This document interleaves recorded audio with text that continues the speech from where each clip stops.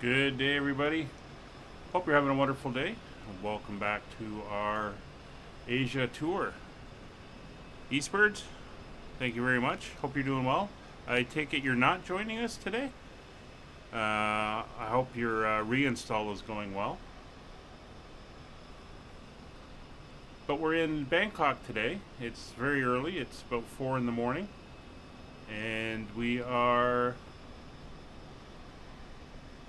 let's see, no, they're 8 hours, so 5 in the morning. Sorry, 4 in the morning here, 5 in the morning in Kuala Lumpur.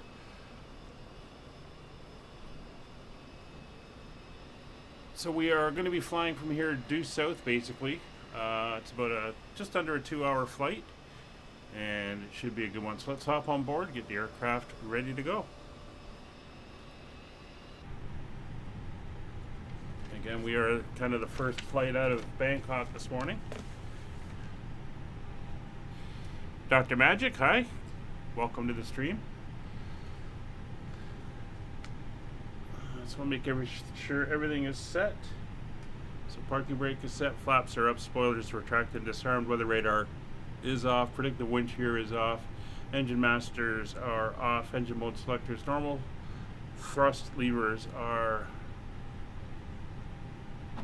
both at idle, gear is down and 3 green indicating. I'll come overhead, I'll put the batteries are now on, external power is definitely connected, brake pressure is in the green, and cockpit and panel lights will turn up. We got the dome light on to give us a little bit of illumination here. Let's get everything set up and ready to go so we can begin boarding. We've had baggage and catering already out. Got a notch on the floods. And the overheads. E-cams. Do a couple clicks on the MCU just to bring the brightness. Alright, APU fire test is good. Crew oxygen on. We'll get the adheres up and aligning. Exterior lights, we have the nav and logo lights on. Seatbelts are on, no portable devices are on. And the emergency exits are armed. So we can begin boarding. There we go.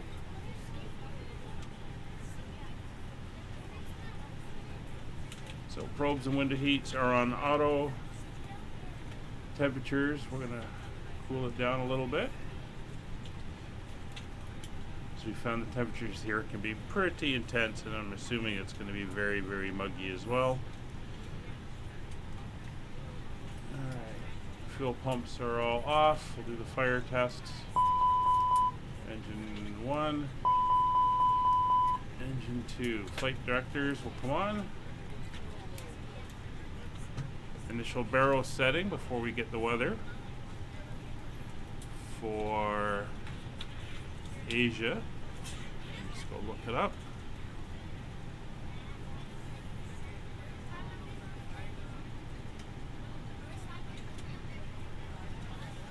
Is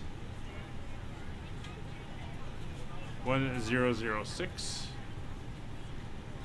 and we'll confirm that in a minute through the sim.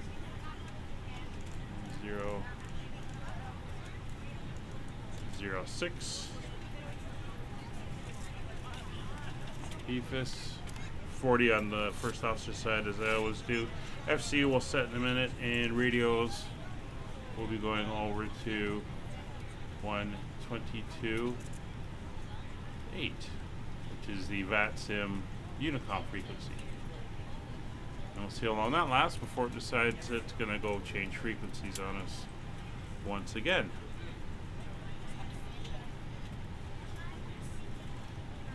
Alright, so time to start getting this stuff up and running. Hey Oki, how are you doing today?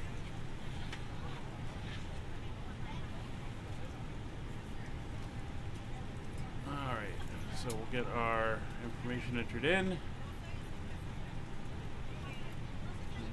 bring up the flight plan. Going to dispatch and our fuel. So for today, fuel is 6720.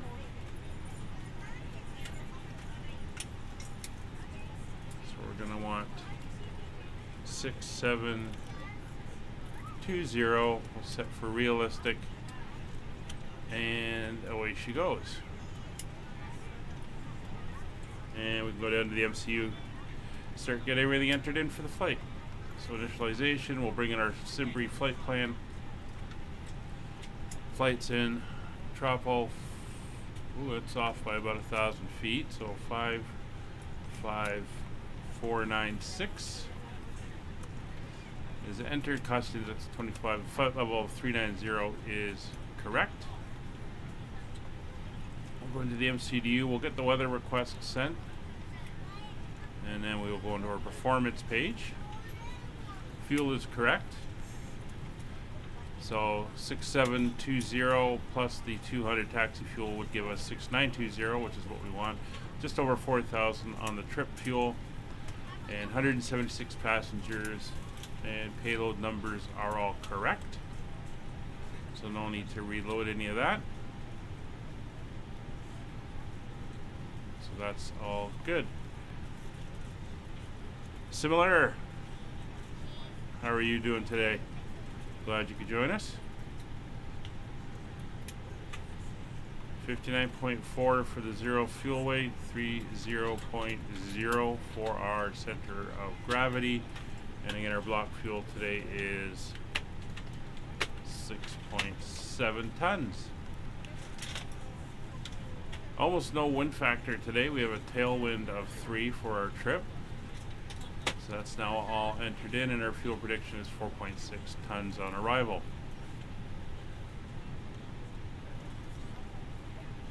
Flight plan, it's pretty much due south for where we're headed. We will be departing Bangkok on runway 19 left.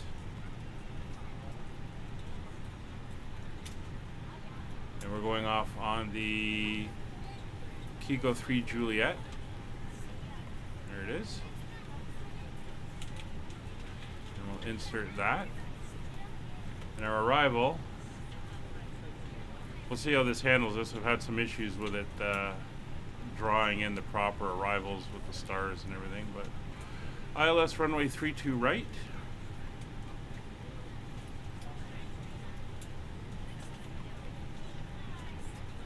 It is the Kiddo 1 Delta.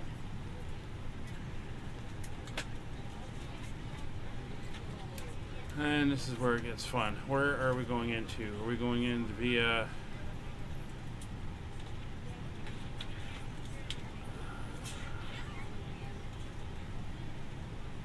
do they want us to go Moonoff, or they want us to go Burby? I think we're gonna go, let's leave it at Burby. That might be simple.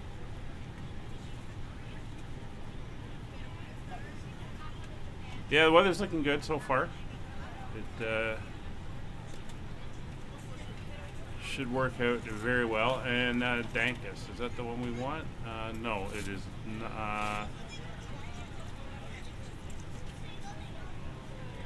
Pulpy, but Pulpy's not an option. So it's giving us Dankus. So that's fine. We will go via Dankus. And we will return. So let's check our flight plan. What's the cartoon for today? No cartoon, but we do have a movie.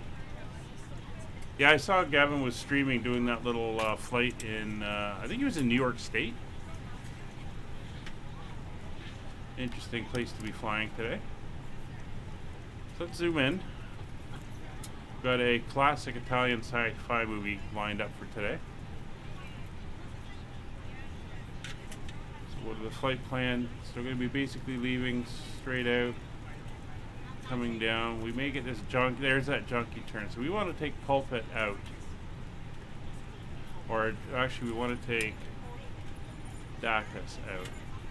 we're going to see if it will allow us to do that. This kidot is the next one. So if we do this, can I take you out of there?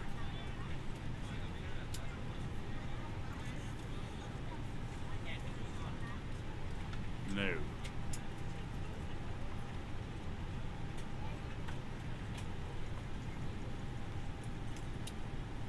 Yep, New York State. Oh, hi Gavin. How are you doing today? So the problem is Dacus is also an entry point into the star along with Pulpit. So can I... Yeah. Let's see. I'll give this one more chance, and if it doesn't work, I'll just do it on my own and work it around. So it's Dacus I want to remove. Terminal to airport. Oh, Biddy. Yeah, we had that in South America. Oh, you're still at work, Eastbirds. Okay, that's fine. How's the sim? Did you finally get it up and running okay? Ah, there we go. So that should bring us straight in now.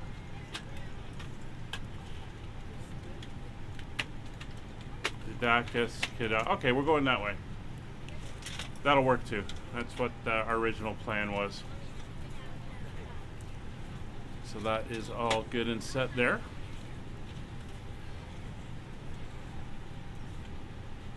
So the flight plan is all set. We're just doing our boarding. Yeah, we were in, where were we? I think it was Tucumán in Argentina. It was the same thing. It was a patch of grass with a random lonely jetway sitting there. All right, switch over to that. That is all set, and we should be good to go.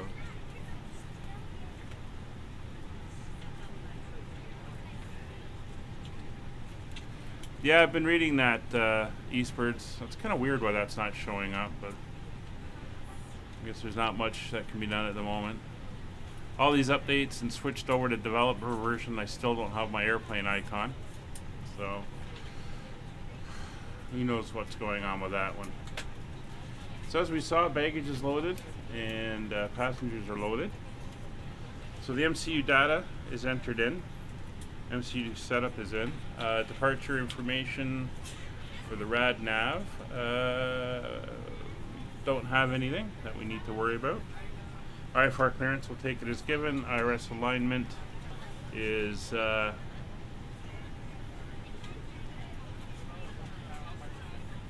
checked. Flight plan was reviewed. EFIS nav aids takeoff briefing. We'll just bring up the SID or the SID here.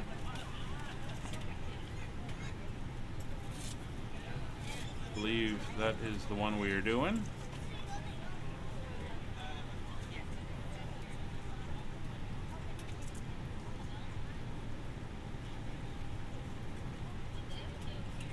Yeah, Louis Samba.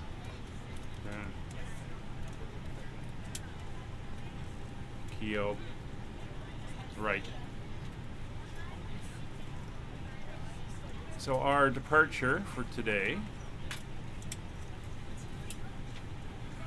We're leaving the airport, which you can see right up here. We're going to be flying out this way, and then we're going to make the left turn, head down to Key Gobe, and then we head out down this way, down the airways on our route.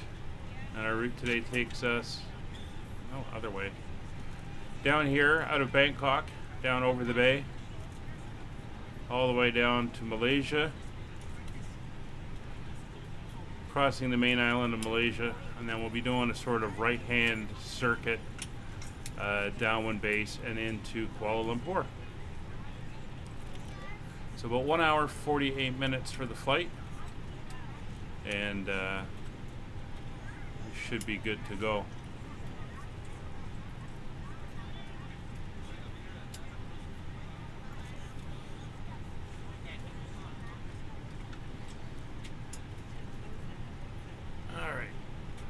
get that going. I think I have left my packs on real-time boarding. Alright, so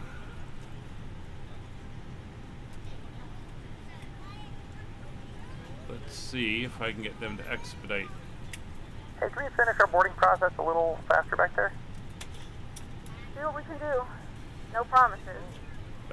We had Eastwards, we had ATC, well, we do have ATC out over Hanoi in Vietnam. Ladies and gentlemen, welcome aboard. This is your flight. Or Ho Chi Minh Control. At this time, please be sure to make sure all large carry-on items are in the overhead. Ho Chi Minh Control is If you have any trouble or need a little bit further to the east of where we're going to be. We'll be traveling just outside of their terrain at the moment, or their coverage at the moment. Bin and it is full, make sure you close it as a courtesy to other passengers.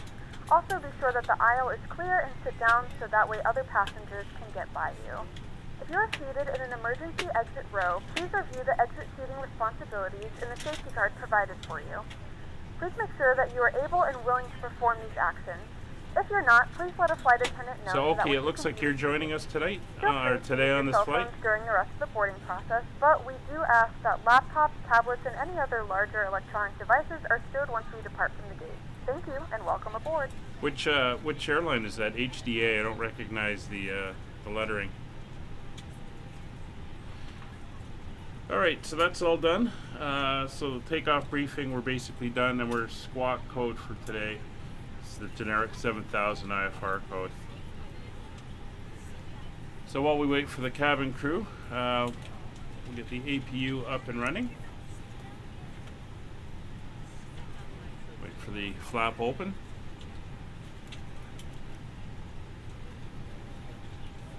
There we go, flap open. Starting the APU. So the MCDU, all our final weights are already all entered in and everything's good to go. So let's do our takeoff performance. Transition altitude here at Bangkok is 11,000.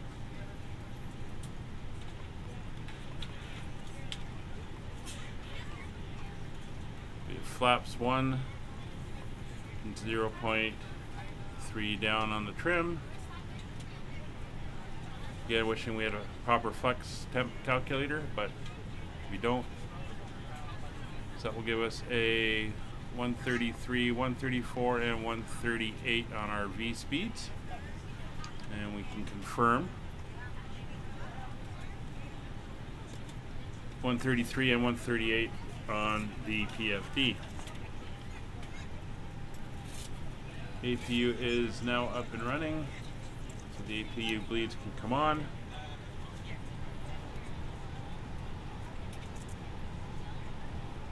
can hear all the fans going. Air conditioners running in the back. And we can have them disconnect from external power. There we go.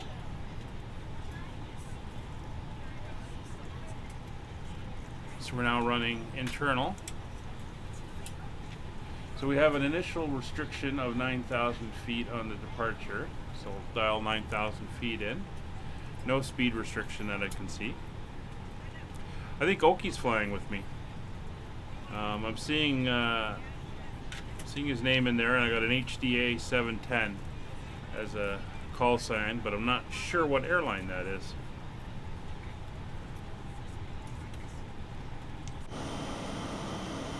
See if we see the sun coming up anywhere. Starting to see the clouds on the horizon, so it is getting a little bit lighter.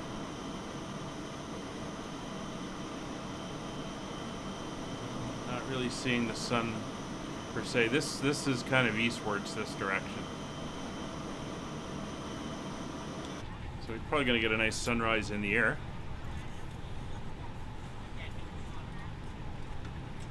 Just waiting for the boarding to finish up.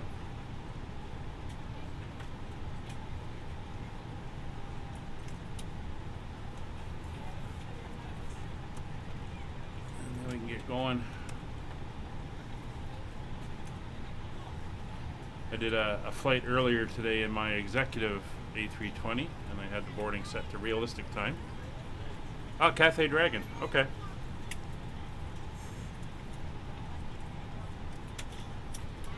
That's a cool one. So we had to, I forgot to switch it back to a little bit quicker boarding. Yeah, Eastbird's, yeah, very appropriate for the route.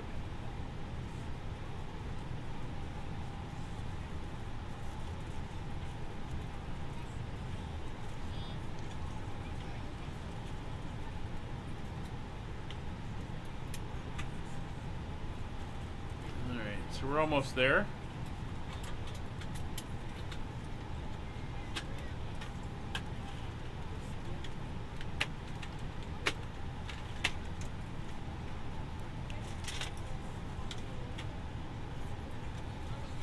We're still ahead of schedule.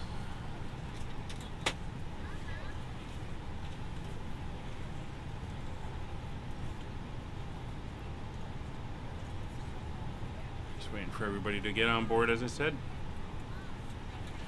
So, hard to believe tomorrow is the first day of June. Spring has really rocketed past. So on Friday it was 3-4 degrees and snowing, freezing rain here in Toronto, and this coming Friday they're talking about it being up in the 30s and possible heat warnings. Ridiculous this late in the year. It's usually stuff with weather like that we get at the end of April. Anyway, while we're here, let's go see the weather that came in. Just make sure it confirms with what's in the sim. So winds are 200 at 7, 1006. It says light rain, but there's almost no clouds out here, and you can see there's almost no weather. A few thunder cells apparently, a few clouds at 1700, but other than that, it should be fine down in Kuala Lumpur as well.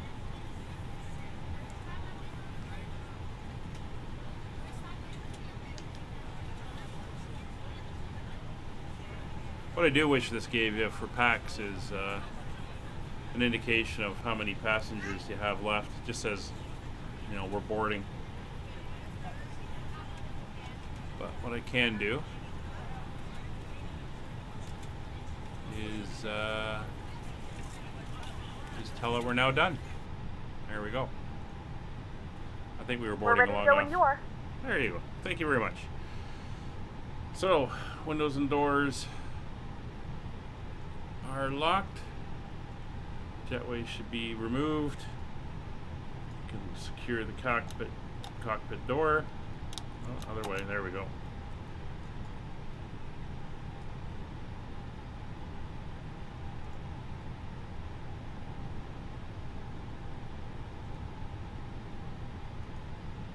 There she goes.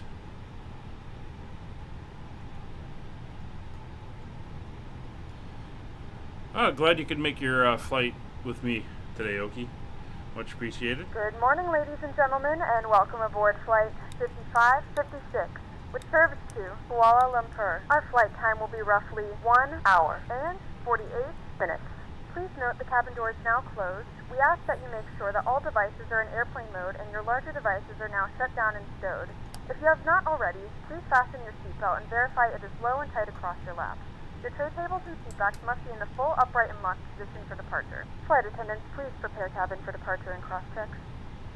Alright, so fuel pumps are on, beacon lights are on, steering pin will be inserted, transponder is on, TCAS is on standby.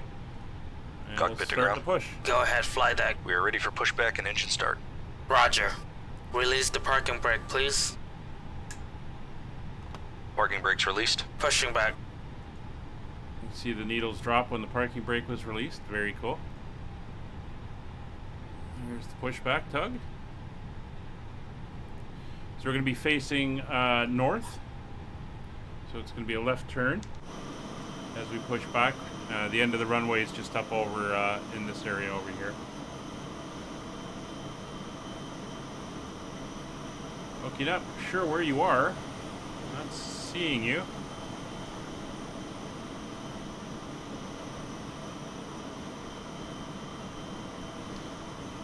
Bangkok traffic, Skyways 5556, push and start, gate Charlie 8.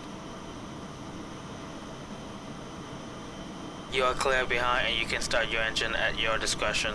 Please direct your attention All to right. flight attendants for a safety demonstration. Everything is set above. When the seatbelt light is fastened, please make sure that your seatbelts are fastened low and tight Igniter across your lap. to The fastenings start of the metal and fittings starting into engine one number another 1. tighten by pull-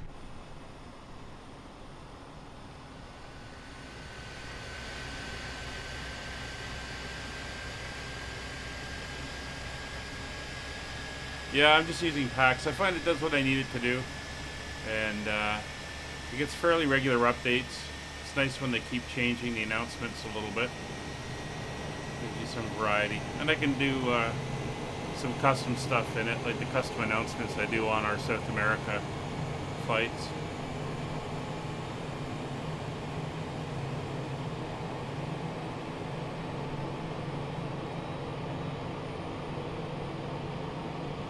first and then assist others. Keep your mask on until a member of the crew Alright. advises you it's safe to remove it. In the unlikely event of a water landing, a life vest is located Oh, in a I wonder if pouch that's under him over your seat there. or between the armrests. When instructed to do so, open the plastic pouch and remove the vest. Flip it over your head. Wrap the straps around your waist and buckle at the front. Pull the strap to tighten. To inflate the Yeah, vest, pull I think I firmly on see the you right now. cord only when I exiting the aircraft. just saw the If it lights doesn't there. inflate automatically, you may blow into the mouthpiece for manual inflation. This vest is equipped with a whistle and a light. If you need There we to, go. the seat cushion can be used as a secondary flotation device. Please make sure to exit the aircraft as soon as possible and leave your belongings. Please securely stow all personal items. Make sure Push your back, seatbelts are complete, fastened set and parking seat brake, backs please. and tray tables are all in their full upright position. Parking brake set. We remind Roger. you that this is a non Okay, the tow bar is disconnected and the equipment is clear. We will see you on the left side with the pin. Thanks, and you can disconnect and go to hand signals. Thanks, have a good flight. See you later. And the gear pins have been removed. Found in the safety card located in the seat back in front of you. We suggest reading this and let us know if you have any questions. Thank you for flying with us, and we hope you enjoy your flight. What do you mean by languages there, Eastwards? Alright. Good start on engine number 1. Starting engine number 2.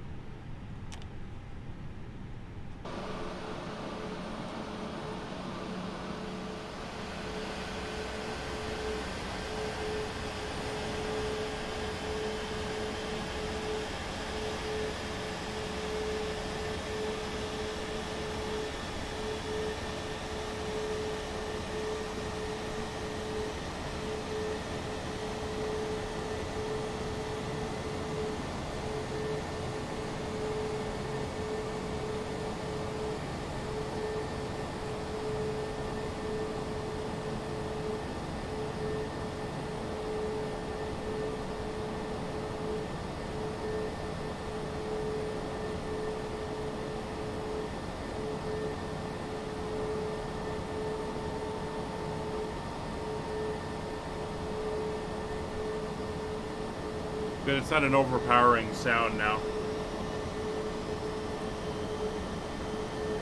Just sounds good as she starts up. Jump back inside. And engine 2 is available, so ignition back to normal. And APU bleed is off. APU is off. Okay, how you doing over there? You ready for pushback?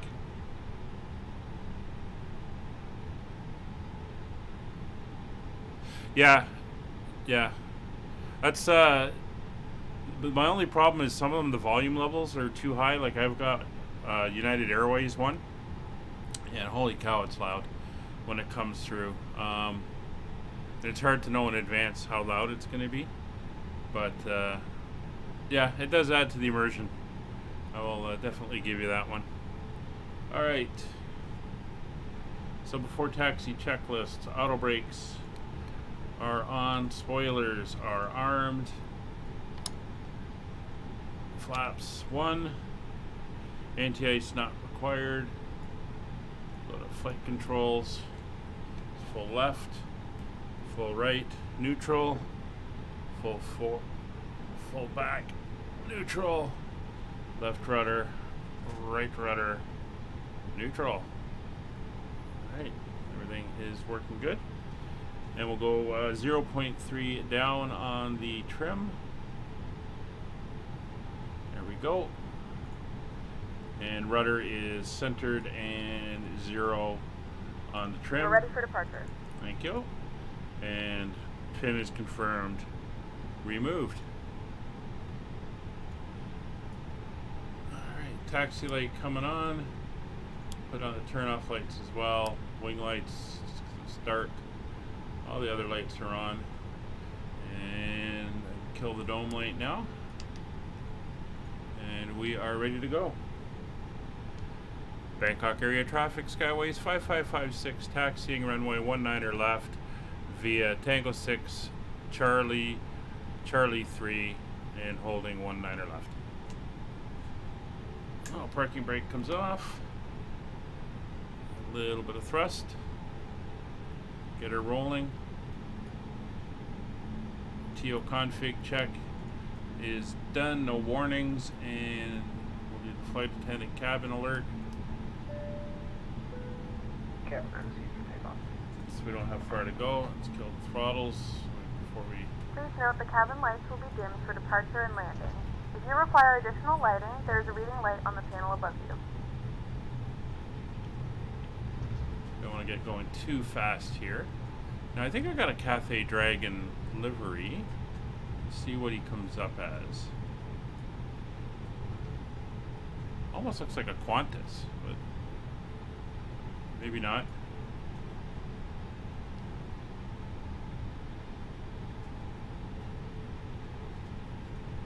Is it red with a white swoosh thing on the tail?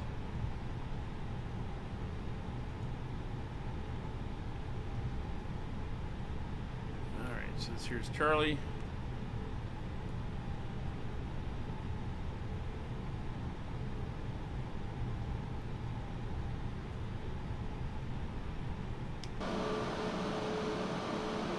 See, it almost looks like a Qantas, but maybe that's, you know, Qantas is the other way. That is the Cathay symbol. It's usually green, white on green for Cathay, so I guess Dragon it's white on red.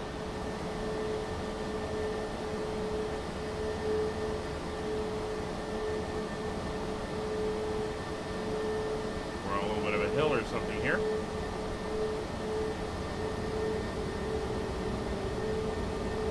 So that's nice. He is showing in the Cathay Dragon colors.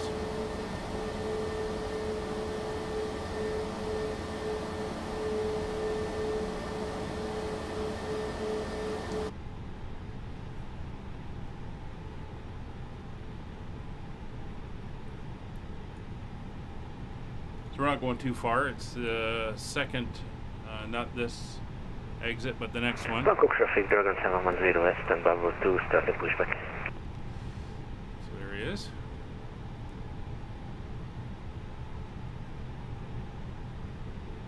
Alright, so let's hope OBS doesn't decide to quit on me. It was good the last couple flights.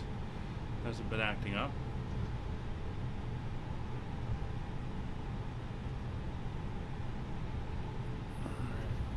This one here we're coming up to.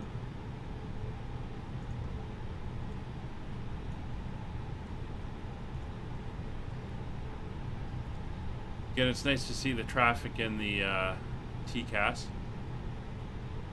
and the proper weather radar. It's really making things look really good in here. Plus I did a little bit of setting tweaking, so we'll see how she is today with stuttering and stuff. I don't know if it'll fix it or not, but we will see.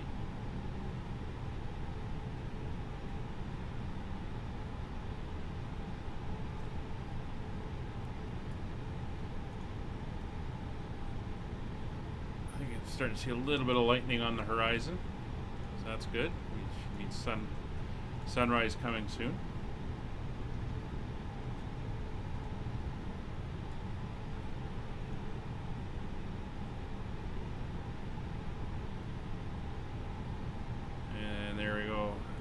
Left.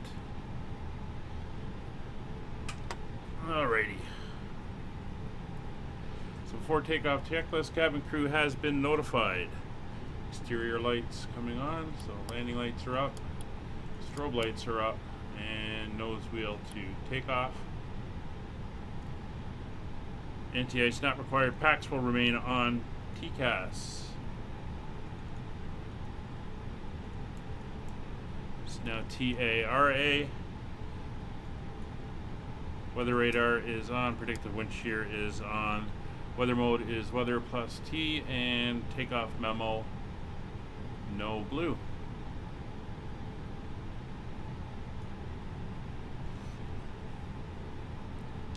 Bangkok area traffic, Skyways 5556, lining up runway 19 left.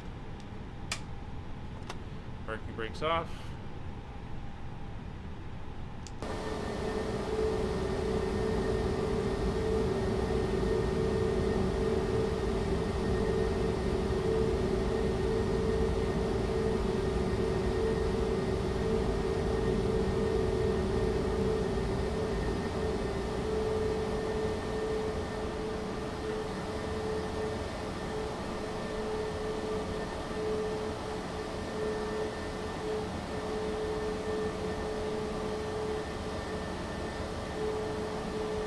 Around, and we'll line up.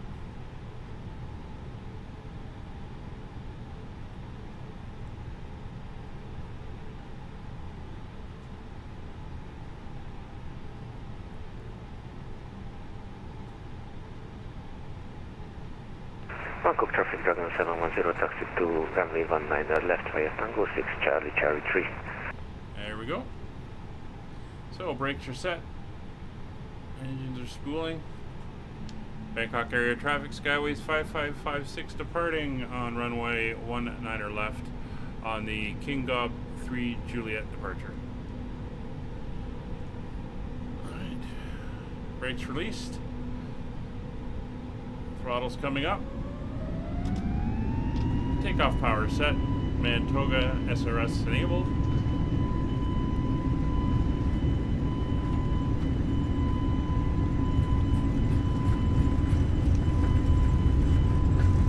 It's 100 knots.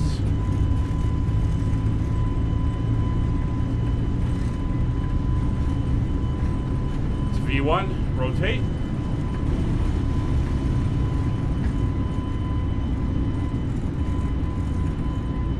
Positive rate, gear up.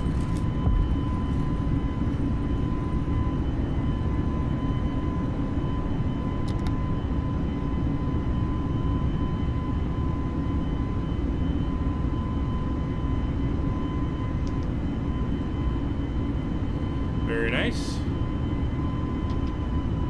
Throttles to climb.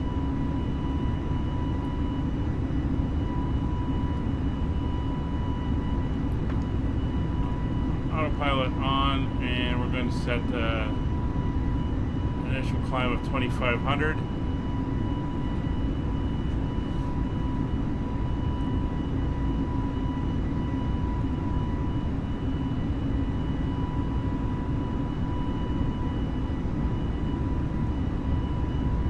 It's 180 knots. Let her come down for acceleration.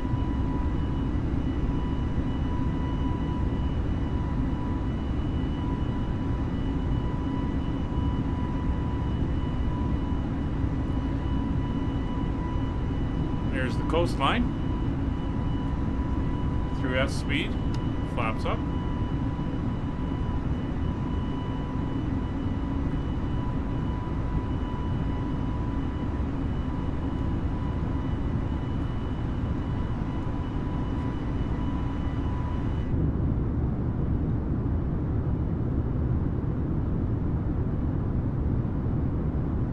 And good morning, Bangkok. We'll see you next time we're in the area. It's 5,000 feet, so we'll turn off all the outside lights we don't need at the moment.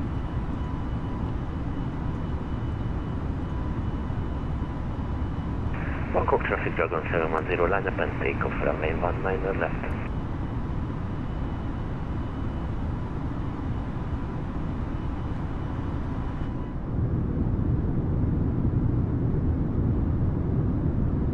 Very nice morning views here.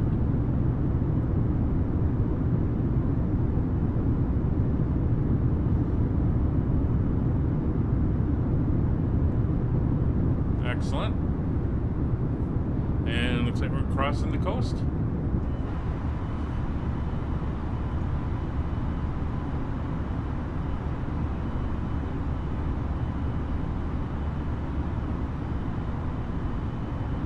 Yeah, similar, they do. I did a flight in Europe and I was flying over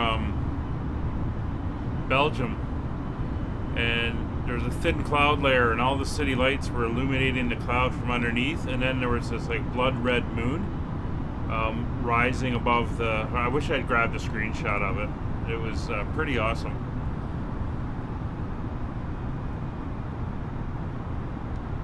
There we go, coming up to 9,000 feet.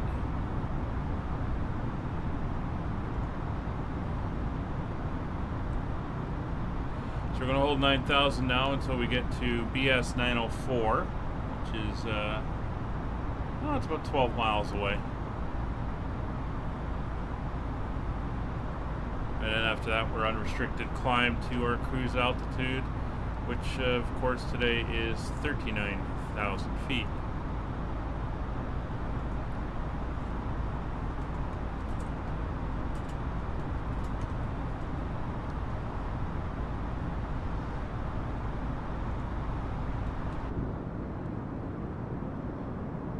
We got the add-on shipping, and we're seeing ships in the area.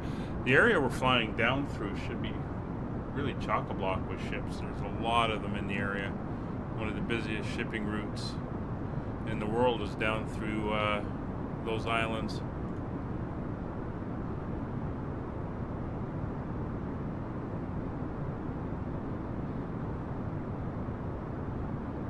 There you go. You can see the horizon lightening up there. Bangkok traffic 710 Add-Ons from 19 left, following Group 3 Julia departure. Looks like the first early false dawn light is coming up over the horizon there.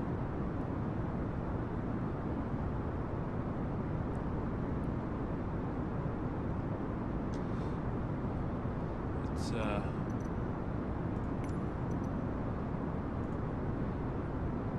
throw our tracking on.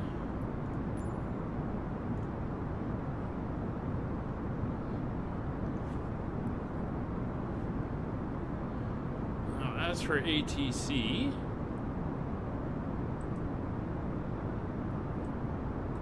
yeah, Ho Chi Minh control is still up, but we're going to be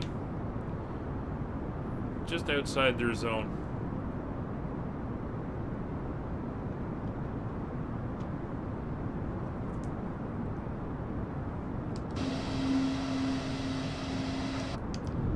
Jump back inside.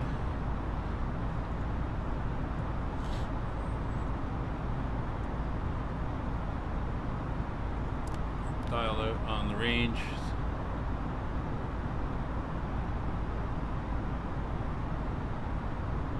So we've passed BS 904, and we can now head up to 39,000 feet.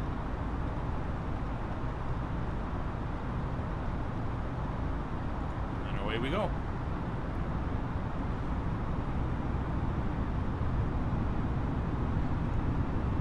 Once we get above 20,000, we'll settle it back. Ladies and gentlemen, we are now passing through 10,000 feet. You can now turn on your larger portable electronic devices. As a reminder, please keep your seatbelt fastened while you are seated and do not congregate in the galleys or near the lavatory.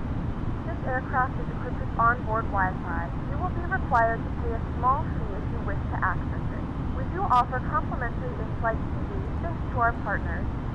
Connect to the Wi-Fi and you'll be able to access our wide range of free live TV and paid movies library. Yeah, the room I have my computer set up and I keep the overhead lights off. I got a small table lamp on just so I can read what I write when I make notes and stuff. Especially if it's dark and I have no other ambient light coming through the open doorway.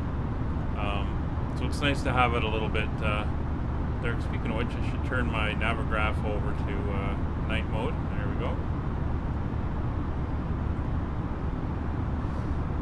So it's nice to have that where it's kind of faded into that night mode.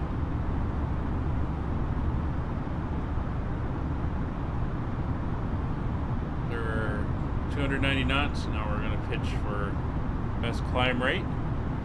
Got this up. So landing lights will come off. Strobes on. Take the seatbelts off. Here we go.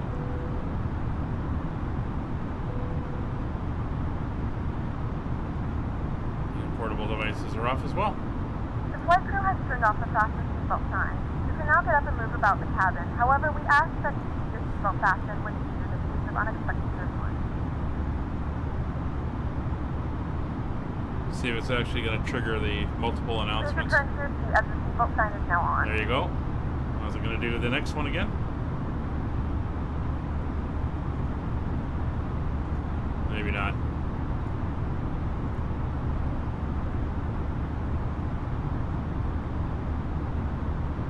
You can see we're going down the coast here of Cambodia.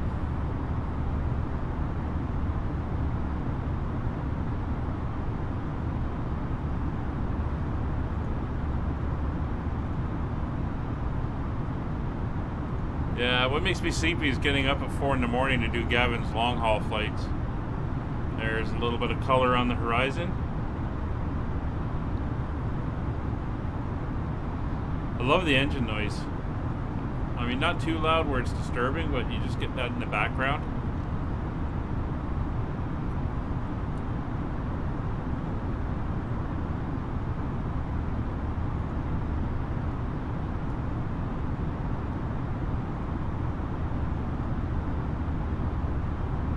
A little bit of weather there, but we're coming down this coast here, and then we might see a little bit of weather, and then come down over the island.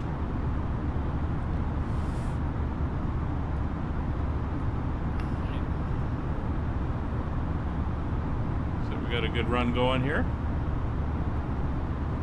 So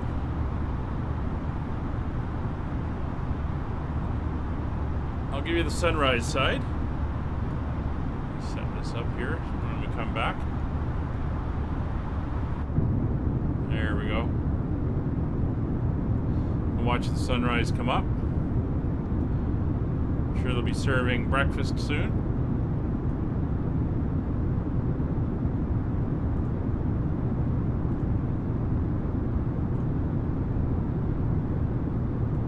So sit back, relax, enjoy, and we will catch up with you closer to descent, and I'll be in the chat.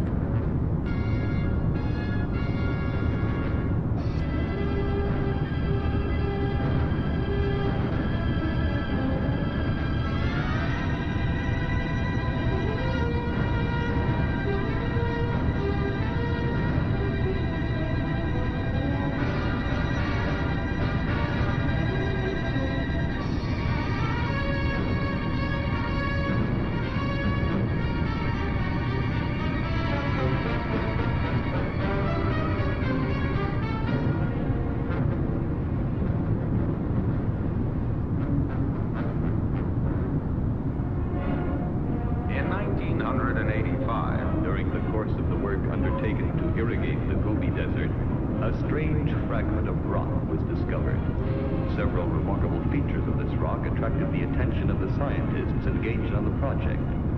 Research revealed that it contained a spool. Further analysis showed the material to be extraterrestrial in origin and not of human manufacture. Where did it come from?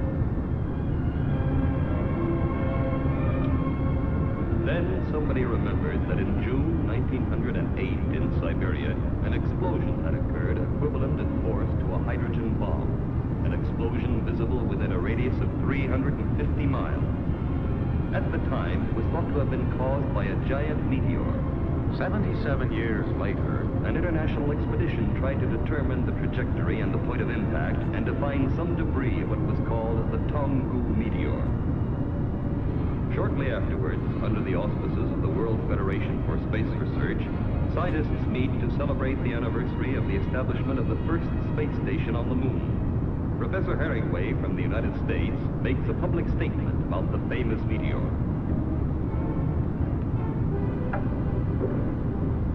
Our calculations indicate, confirmed also by the results recently transmitted to us by our colleagues on Luna 3, that the mysterious Tunga meteor was really a spaceship from another planet, which exploded in the air before landing. This hypothesis stimulated scientific thought throughout the world. Reporters of every nation are waiting to hear what the nuclear physicist Professor Orloff has to say.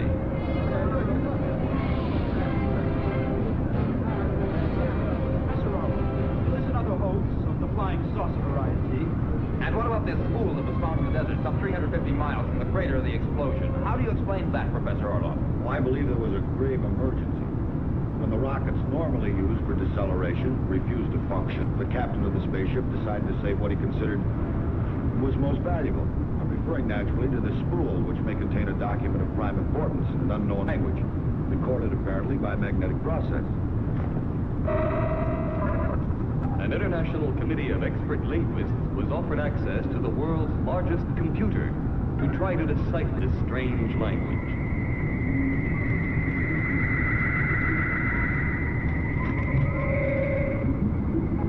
This is Dr. Chen. Not only is he one of the world's leading authorities on languages, but also his biological work is of immense importance. Humanity is in debt to him for the technique of transforming inorganic substances into foodstuffs. He directs the committee with world-famous mathematician Professor Sikarna, whose work rivals even that of Einstein. In the astrophysical domain, we've made rapid progress. And although we haven't deciphered the mysterious message, we have determined the ship's launching base.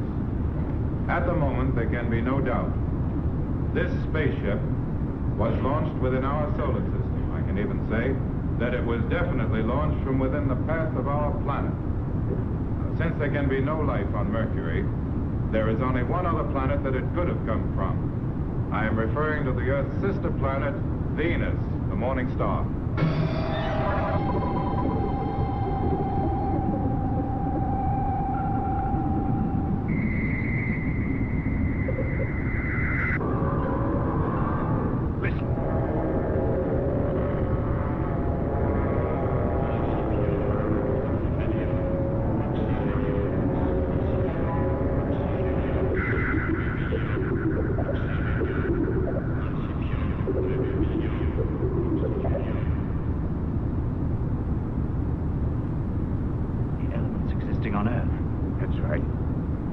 Certainly is a chemico-physical analysis of the atmosphere and crust of the Earth.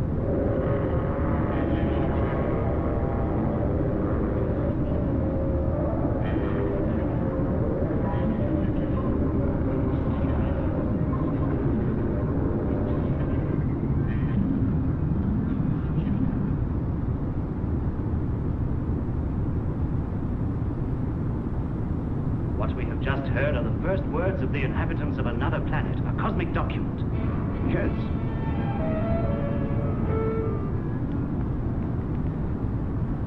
Yes, but it's unfortunate that the magnetic spool was damaged through the effect of the high temperature which prevailed aboard the cosmic vessel at the time of the crash. That's the reason we've only heard a part of the text. We must try to find a method to renovate the rest. First, we'll immerse the spool in a chemical catalytical medium, and after that, subject it to radiation. Can you? Yes, that's a very good idea. All that we have learned indicates that on Venus there is a highly developed life form. Yet I'm wondering why Venus stays silent. It's very surprising. Now we know a little of this language. We must, at every cost, communicate with her. I agree with you. It's high time we make an attempt. Well then, I'd like to propose a course of action. I think the most logical thing to do would be to request that our governments consent to train all the radio and radar stations world and Venus.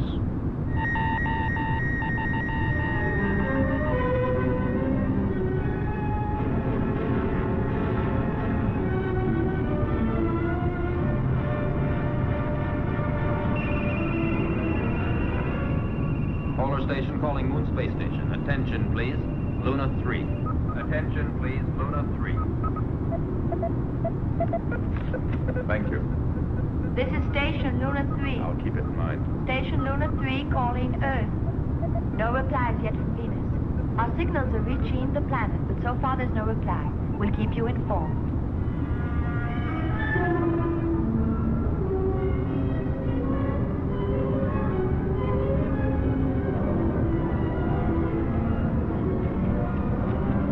Good morning, my friends. May I please have an interview? This afternoon, I have news of the utmost importance to announce. As you probably know already, our most modern spaceship, the Cosmostrator, is now completed and ready to set forth on our exploration of space. The World Federation for Space Research has decided to change the destination of the Cosmostrator. Instead of sending her to Mars, she will be directed toward the planet Venus. Oh, that's great news, isn't it? Have you any idea as to the date of the takeoff? One more question, if you don't mind, Professor. Do you think there's anybody living on Venus? Did you manage to make contact with Venus? No, my friends, Venus is silent, but we'll soon discover why. And who's going with you? Well, let me present some of the other scientists who'll take part in this expedition. They are all first-class specialists, chosen from among the most qualified in their particular fields. They, with others who are coming, will form the crew of Cosmostrator 1.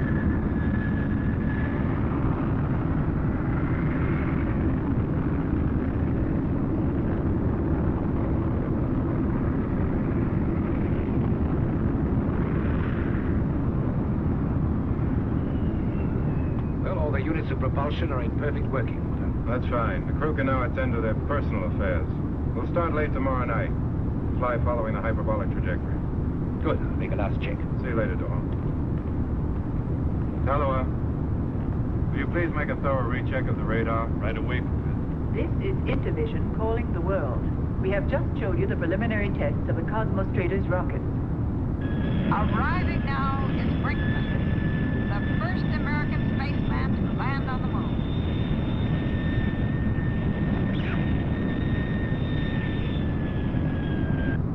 Ladies and gentlemen, I have an important announcement to make. Intervision is going to present you minute by minute the historic launching of the Cosmostrator. We know very well how much you'd like to be here with us. Unfortunately, that's impossible. The only ones admitted are those directly concerned with the countdown and final blast-off of the rocket. So I will try to describe in detail everything that's taking place. Intervision will bring to you the wonderful story of this great event. But here come the first members of the crew. Among them is Professor Durand, the chief engineer. He's a French scientist well known for his work on robots. Thank you, thank you. We'll load the chronocopter later on in the evening. And that's, of course, what's all right with you. Yes, of course. I've checked out your electronic equipment. Good.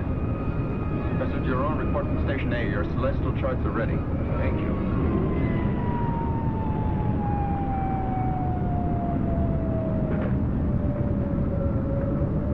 Hello, Durand. Oh, Durand. I'm glad to see you again. So am I. Still working as hard? How about showing me your latest creation in robots? I hear it's a masterpiece. Around here, we have nothing but masterpieces. Omega. Come here, Omega.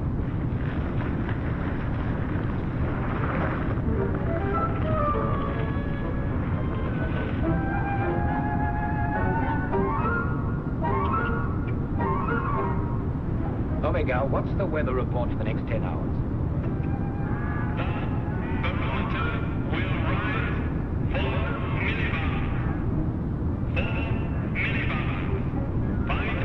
Why, that's fantastic.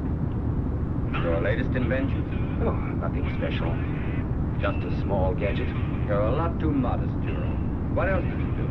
He reacts to stimuli in his environment, evaluates them with his electronic brain. I recently managed to give Omega an elementary memory. Wonderful. Perhaps he might consent to play chess with me. Why, of course. Hello. I shouldn't he? Oh, Hemingway.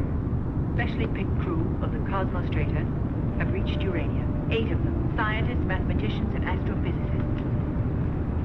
7 men and a woman. She's the physician of the expedition and has already spent 2 years on Luna 3. Sumiko.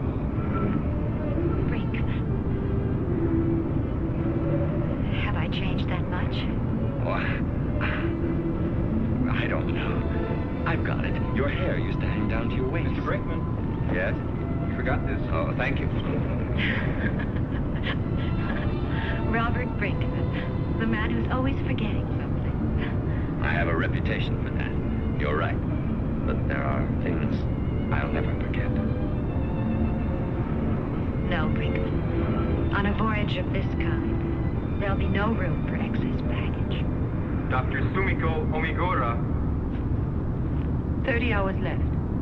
30 hours and the Cosmostrator will blast off into the unknown. Now we will leave the air. In the next few hours, the crew of 8 picked for the Cosmostrator will be unable to communicate with the world. They are going into a state of artificially induced sleep till the time comes for them to take off. This is to make sure that they will be in good physical condition for the effort to come. This is Intervision. Good afternoon.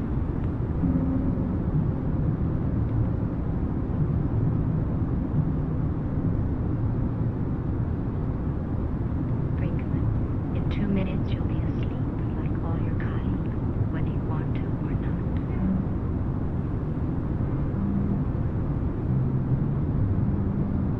You'll be able to see and hear your heart.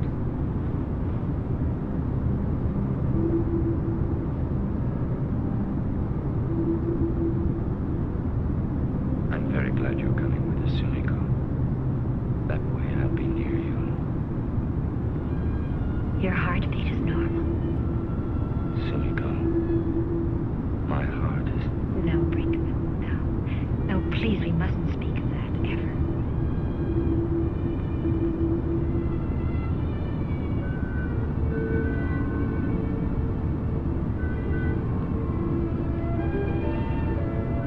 Good night, Robert.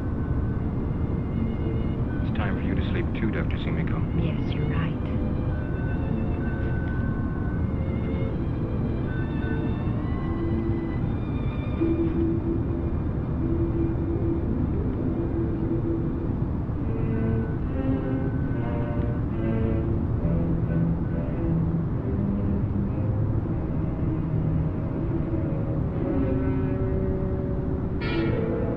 This is Intervision.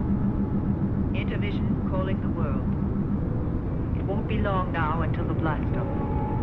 Tension is mounting among the scientists and technicians on the base as 0 hour approaches. Everything is ready. All we're waiting for is the crew. And here they are. News of the crew are finished. They are now boarding the vehicle, which will take them to the Cosmostrator.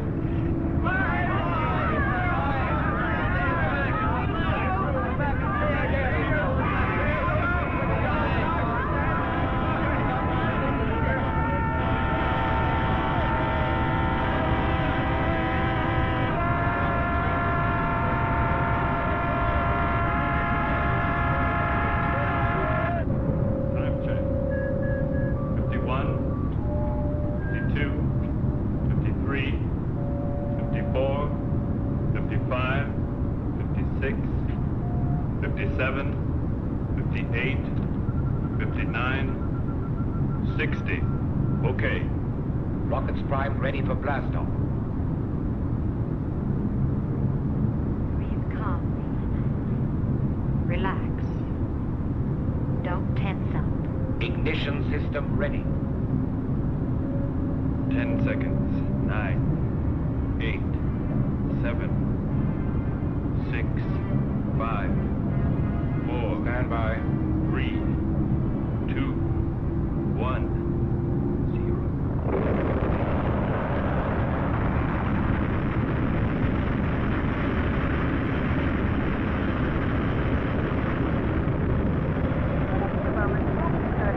Flight filter. Please look back to our menu, and one of our crew members will stop by shortly with your order. If you would like to order a single menu item, please hit the flight attendant call button at any time. It will be open.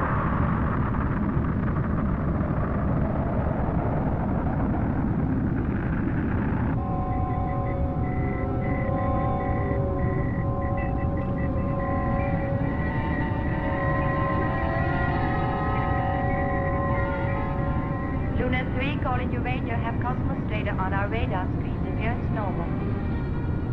We're feeling all right? No ill effects, huh? clouds. At over second cosmic velocity, we've left them way behind us. I'm gonna loosen this belt. It's uncomfortable. Hey, be careful. Don't forget there's no gravity. We're in free fall now.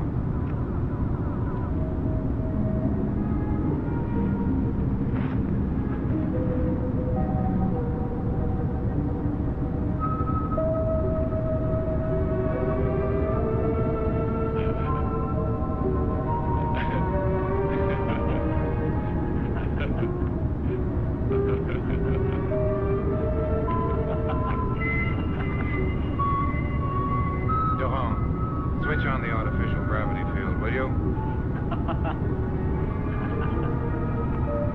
Hold off. Careful. I'm pushing the button.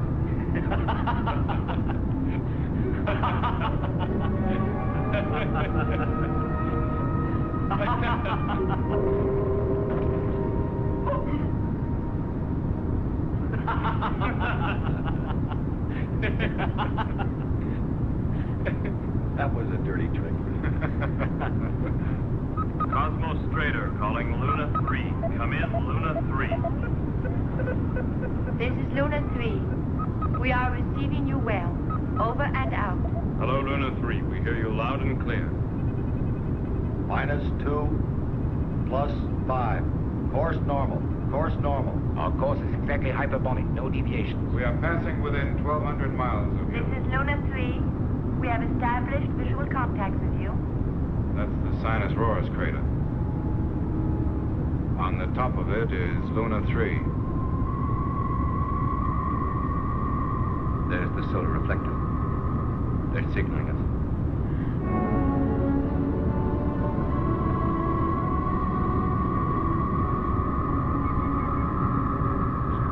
That's where her husband fell.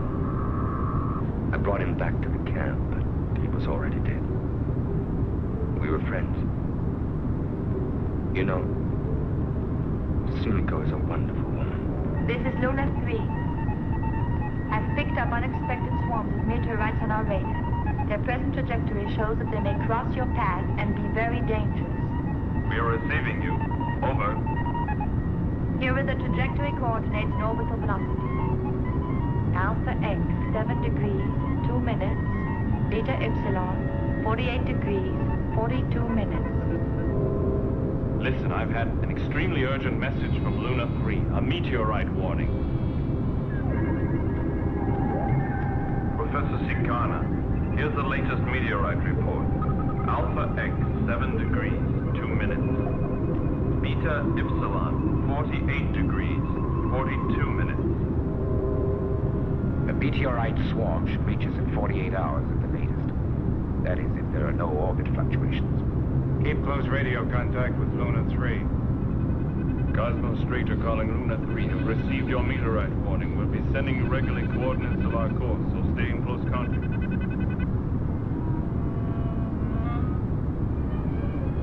This is the beginning of my personal logbook.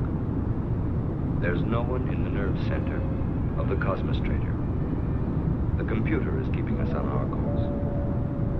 In case of unforeseen circumstances, it can take immediate decisions to alter our speed or direction. This electronic brain will be our pilot for the next 30 days, because no human being could handle the immensely complex machines of the spaceship by himself. Up to now, we have covered a distance of 2,600,000 miles. Dr. Amikura is noting our reactions carefully and keeping close check on our health and well-being. The special liquid food, which can easily be absorbed in a state of no gravity, is proving very successful with all of us.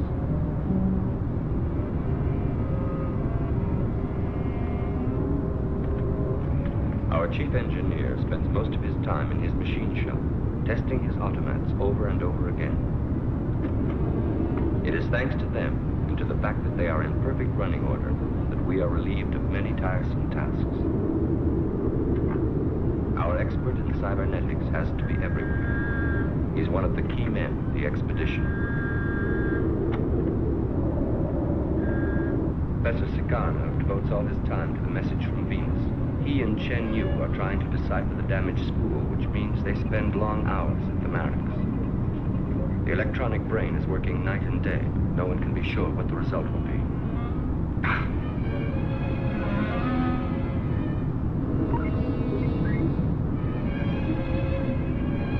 Haringway, our commander, is keeping a constant check on our course. Your computer was active last night. It switched the rockets on for nearly 17 seconds. Perhaps to avoid the meteor swarm. We won't be running into it till tomorrow. It looks like your automats don't have the same idea that you do. Professor Orlov is an enthusiastic chess player. He has beaten all of us, but I think he's found his master in Omega. King G8.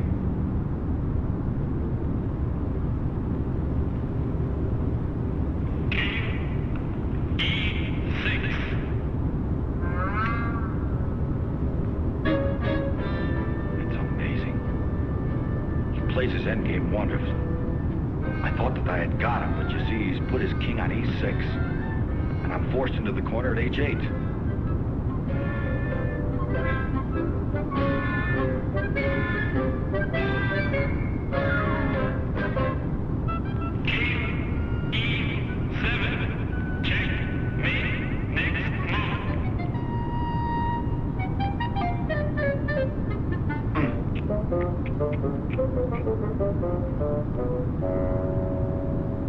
That is the 10th match that I've lost.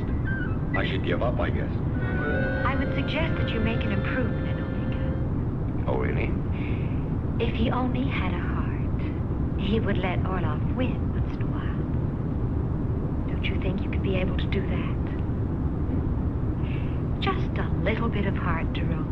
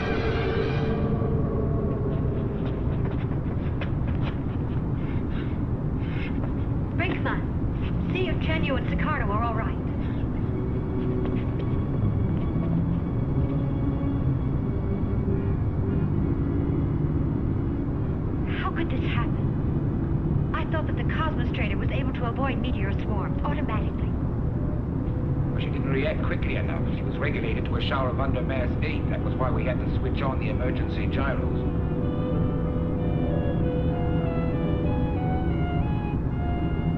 Olaf, how much course deviation?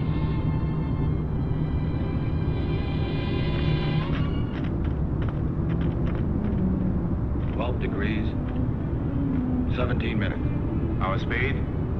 Constant, 8.2 miles a second.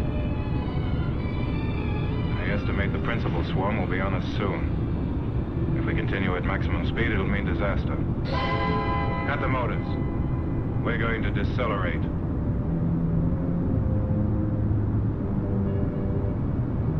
The braking motors aren't working. What's the matter, Jovan?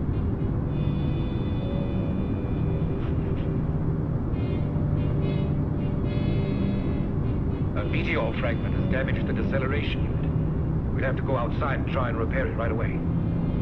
I'll go at once. How long before the main swarm hits us? I can't say. It may be on us any second now. Brakeman, will you help me? Professor Sikana and Chen Yu, are you all right? No bones broken.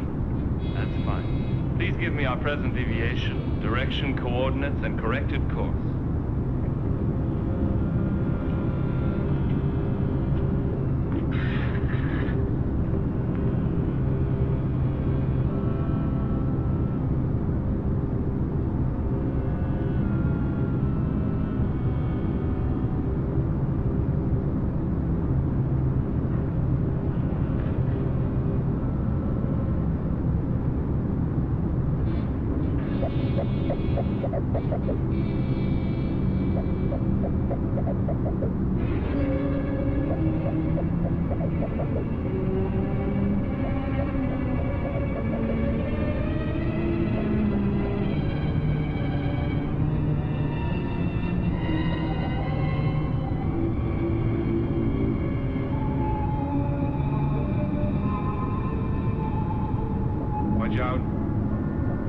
Fasten your belts.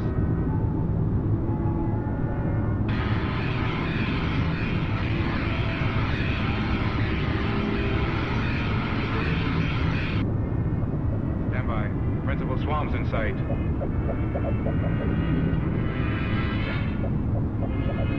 Is it safe to start the motors yet? Repairs completed. You're on back.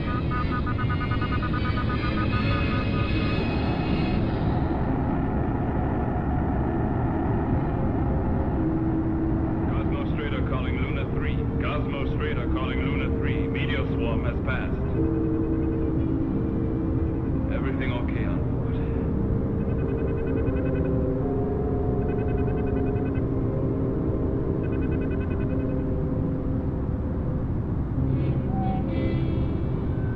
3 weeks have gone by since we left the Earth.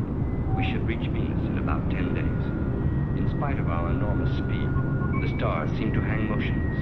Due to all types of disturbances caused by the planet, radio contact with Earth is no longer possible. Nothing. Too much interference. I can't hear a thing. Keep trying. Alpha X, 32 degrees, 8 minutes. Beta Y, 7 degrees.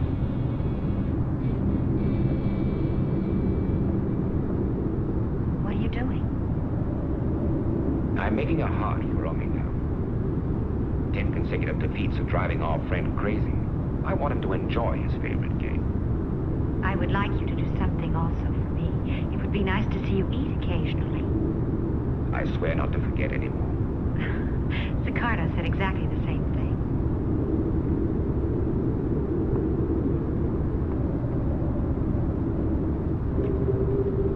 Professor. What do you want? Please, not now. Your health is my responsibility, and you haven't eaten for days. I haven't a second to spare.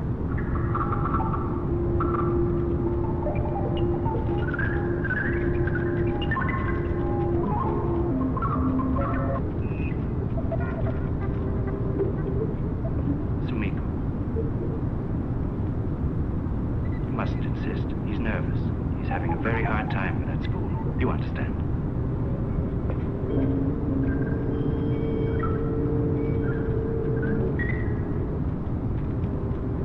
Night E6. Check.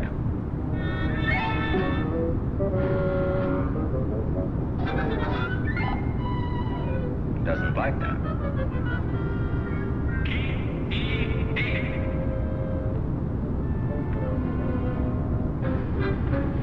Nate. Congratulations. You won at last. Neat classical end play. I think you deserve to win. He plays a good game. He's not very easy to beat. But I did it at last. Man has defeated the machine. Too much heart. Want to try? Why not? Will you all come to the Mareks, please? That's a cosmic document.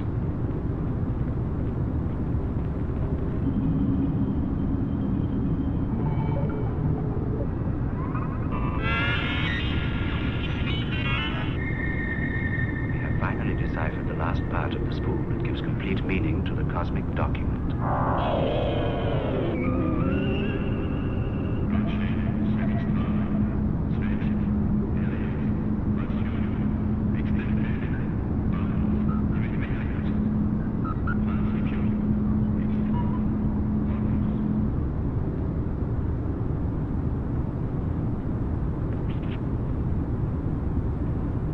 I will translate. We will initially subject the planet to a very intense bombardment of radiation. Conquest and occupation of the Earth will then present no difficulty. When the ionization intensity has fallen by 1/2, the final extermination phase can start. This can only mean an attack against our planet. An invasion by the inhabitants of Venus. The cosmic document was not intended for us to read. It's a cold-blooded blueprint of destruction. We must inform the Earth. I'll try and make contact. Wait, Tom. No, let him try. Will it do the Earth any good to know what we know? The Earth is in danger. We must warn them. No, Our planet was in peril before they discovered the spool, and nothing happened. That's no argument, as we haven't any idea how the Venusians calculate time. If the Earth knew of the terrible danger threatening her, unrest and even hysteria would spread like wildfire. From pole to pole, the whole world would be in a panic. No, Orlov. I'm convinced you're wrong. For years and years, the whole of the human race faced the danger of an atomic war. Yes. And they survived. Not through ignorance, but through knowledge. Because they knew what the danger was. No. There won't be a panic. Chen Yu, don't you agree with me? I'm sure that if we meet the inhabitants of Venus, we'll be able to convince them that it would be folly to start that war. Dalawa, try to contact the Earth. I can't get through. Too much disturbance from Venus. Our signals are distorted. The Earth won't hear us.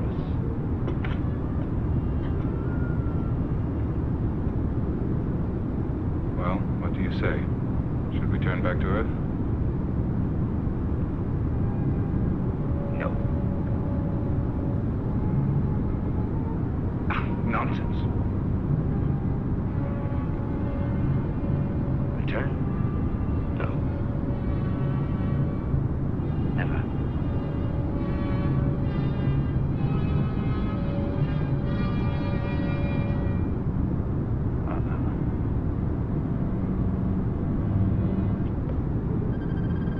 Devant, our speed. 31,000 miles per hour. In 3 days, we'll reach Venus. Good. Dalawa, check our course. All off? The latest reading. Gamma radiation increasing steadily. I'll recheck the neutron count.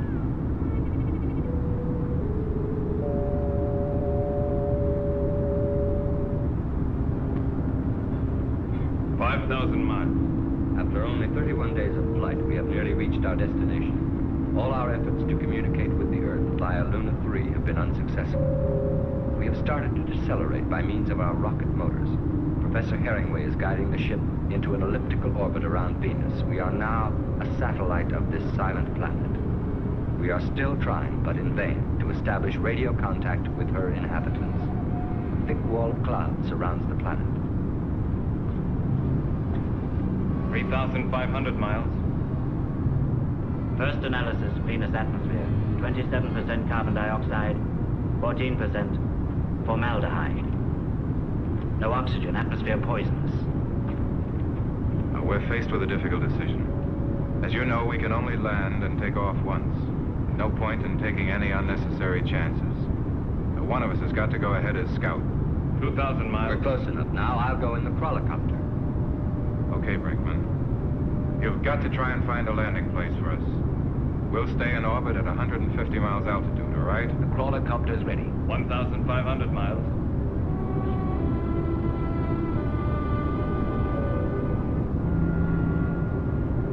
Well? Now let's don't be forward. Action stations. Action stations, everyone.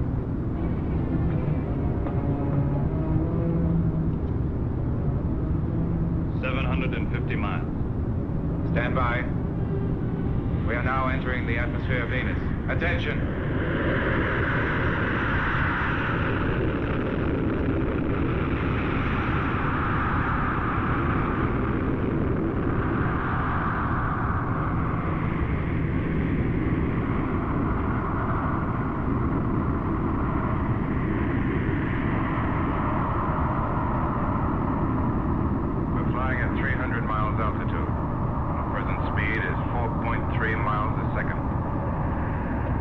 Ready, Brinkman?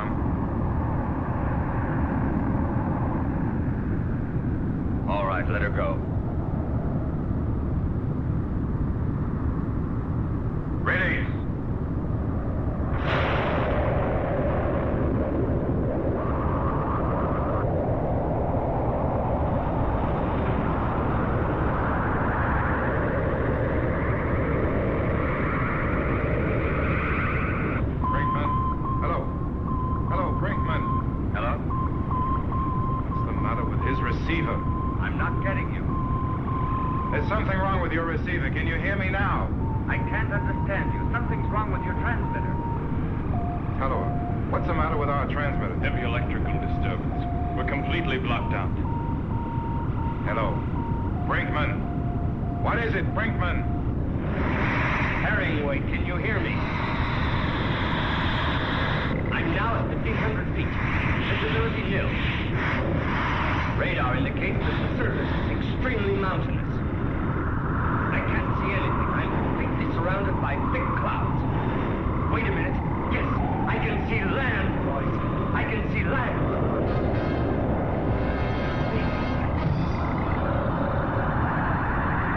Hello. Hello. Cosmos Freighter, I can't hear you. I'm landing. Here she goes.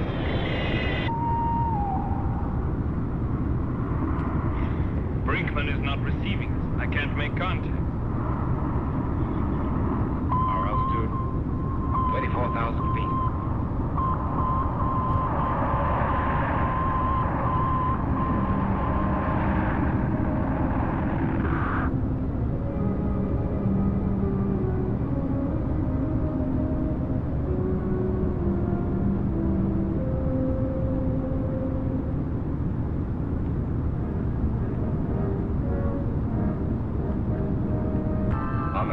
You take the lead. Go on.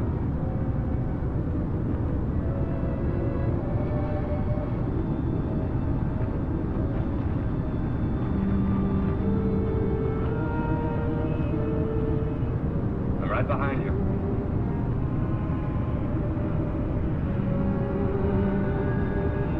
I don't understand. I'm puzzled by these strange flashes of light which we keep seeing. They're bursting all around us. What do you make of them, Olaf? In my opinion, the atmosphere in this area is ionized. But what's the cause? Atomic radiation. Then that means that they're attacking us. And Brinkman. We must fly lower. We must get below this bank of clouds if we want to establish contact with Brinkman. It's the only way. Brinkman calling. Cosmos Freighter, please answer me. Over. Omega. Listening.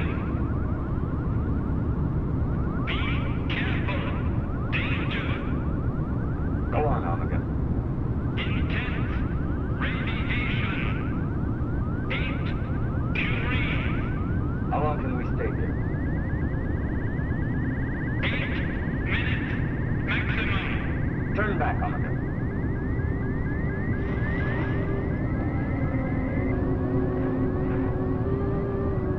Cosmos Freighter.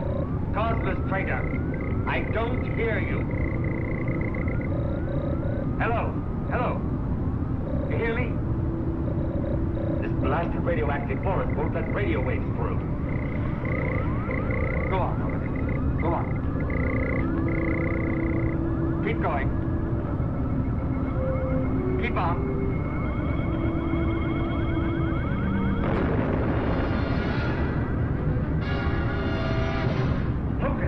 They're attacking us. Cosmos Freighter! Cosmos Freighter! Do you hear me? The quadricopter's exploded. A flash. See that? What was it? I don't know. The computer shows a pressure wave. Apparently an explosion. Distance, 120 miles. Brinkman. Oh, it could be a signal from the Venusians. We'd better land at once as best we can. Tallow, make a careful check on our position. Then try to contact Brinkman again.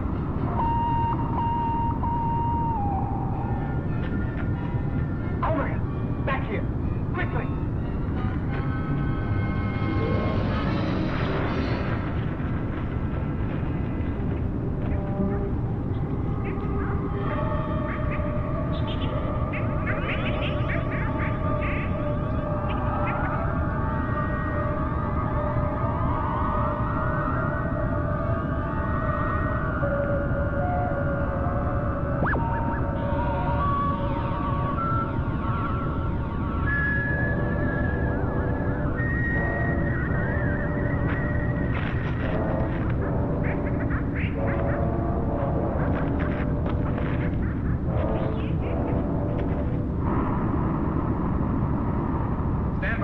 deceleration rockets. Thrust. 18, 21, 24, 27, 30.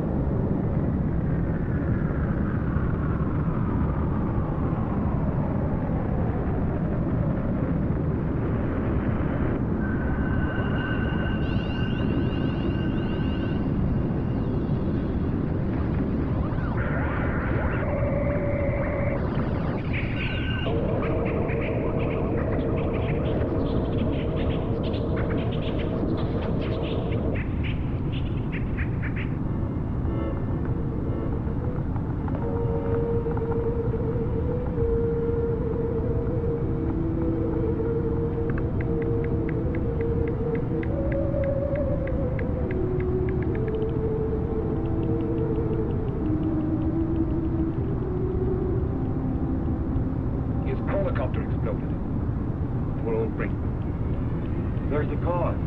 There's a high-tension line underground. You're on. Get the crawlers out of the way, or the next time the voltage mounts, exactly the same thing will do us.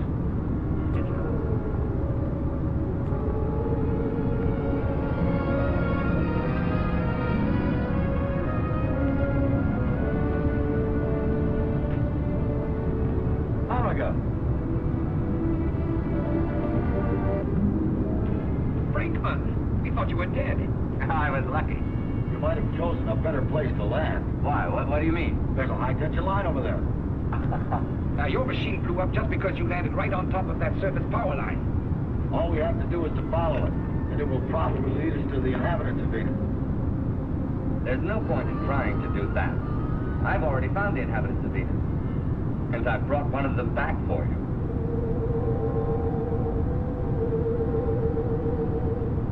What is it? I wonder if it is a form of life. I'll investigate at once. Right, Chen Yu. And while he's doing that, let's go and try to follow that line. Okay.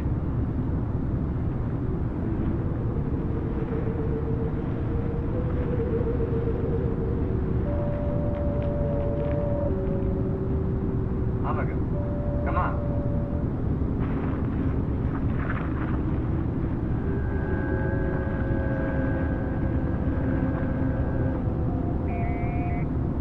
Crawler, please come in. Crawler, please come in. We're following the power line. Something very strange here. A white sphere that looks like an immense golf ball.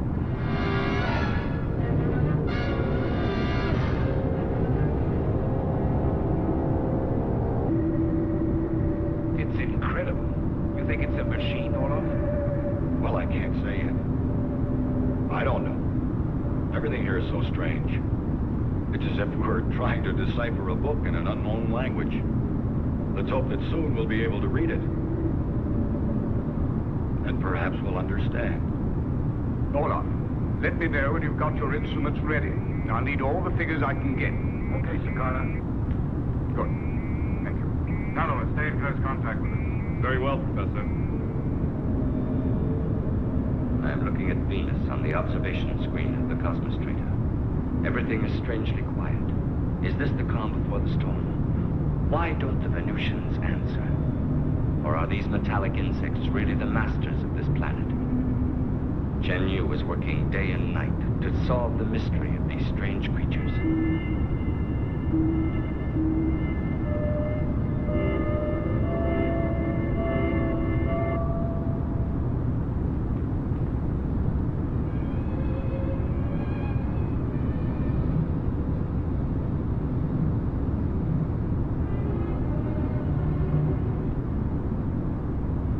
Investigated your strange inhabitants.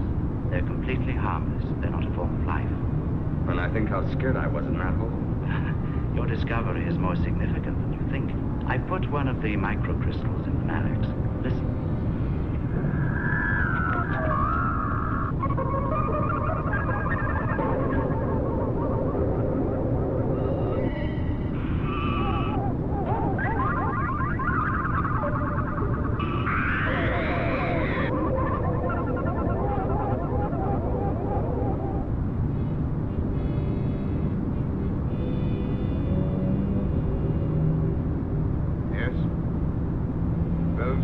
voices of the Venusians. I would say that these strange metallic insects had a way of storing sound in their crystalline nuclei.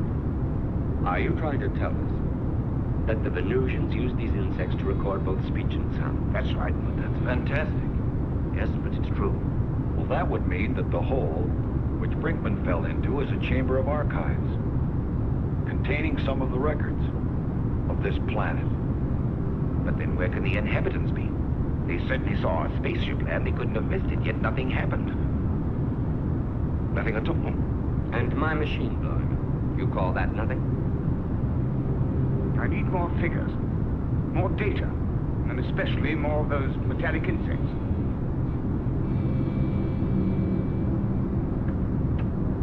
The research program is going according to plan. We are all fascinated by the vitrified forest. But our spacesuits are so heavy that working outside the ship is difficult. The investigation of the power lines leading to the white sphere and measurement of tension changes is done by oscillograph. The storms which whip across Venus only make the work harder. That's where the lines lead to, all right. There's no doubt. That's it.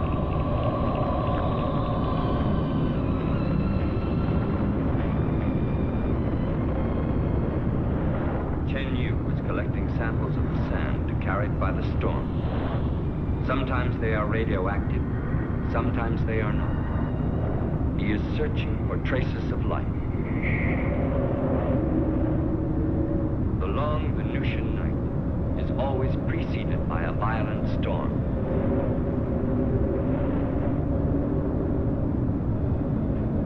Then the outside work must stop, and we spend our time studying what we have found so far.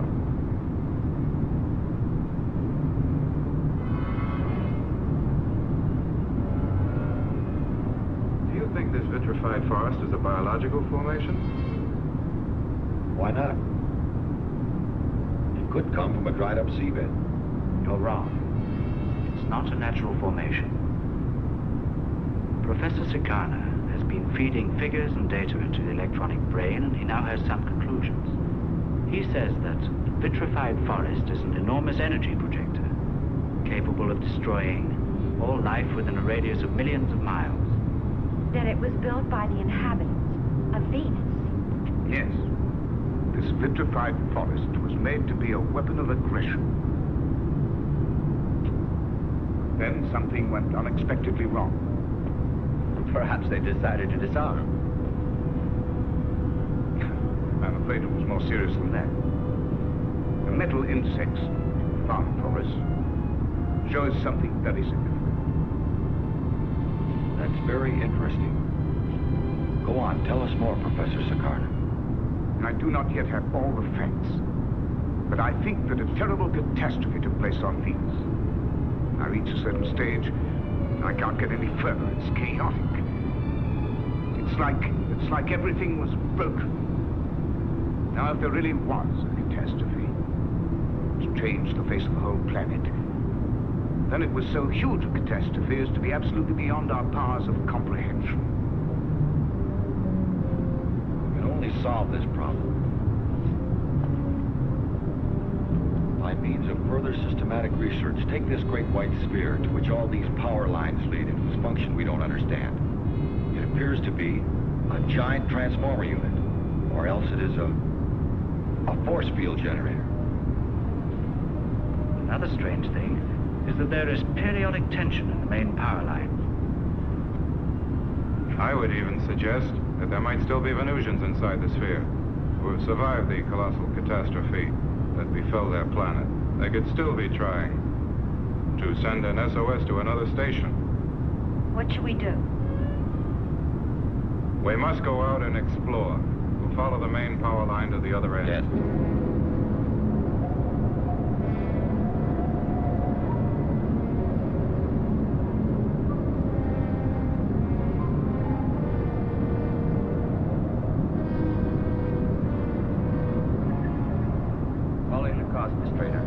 We have been driving for nearly 7 hours now. We are following the energy line, and so far we haven't found a trace of life.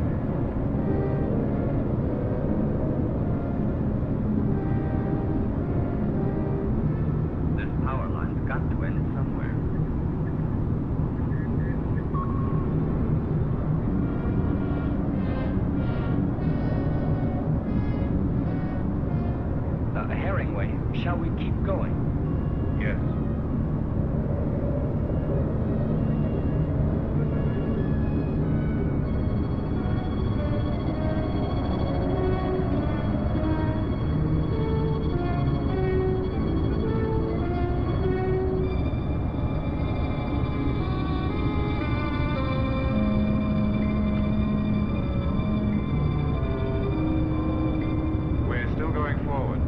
Keep on following us and watch out. What's that? I don't know. They're not natural forms. They must have been buildings of some sort.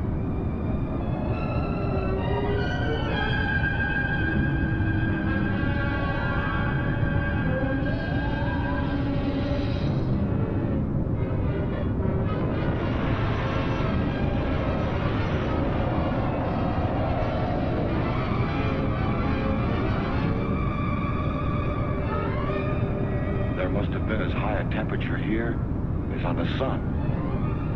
And every living thing was destroyed by an incredible catastrophe.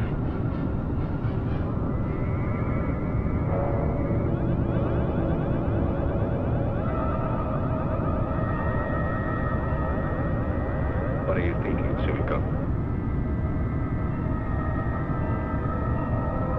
Of the damage.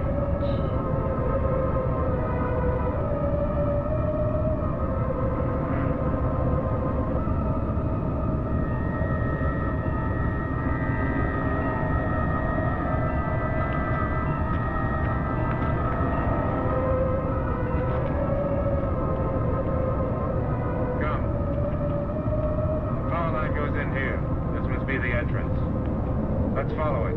I agree with you. Come on, Abigail. We're going in.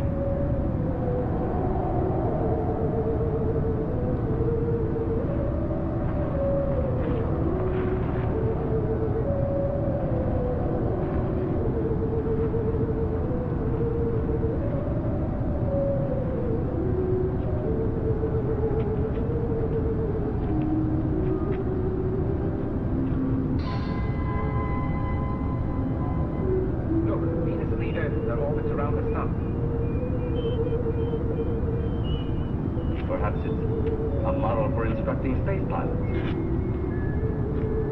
Though it probably is a deeper significance.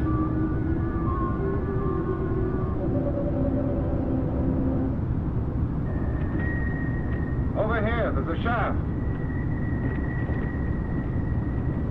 Looks like one of the Venusian nerve centers. A huge control room. But who is servicing it? Since it's apparent that this whole installation is still under tension.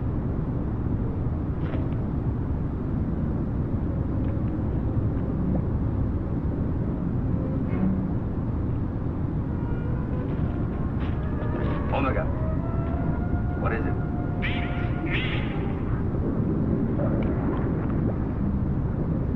Strange, what can it be? Might be the missing power source.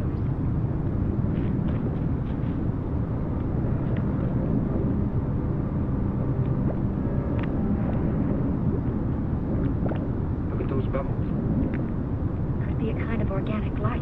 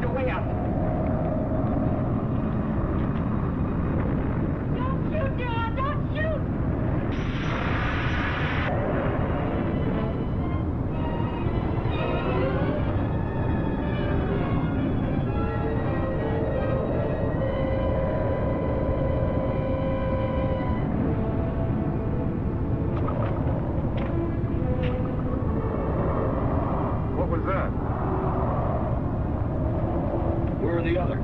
I can't see them.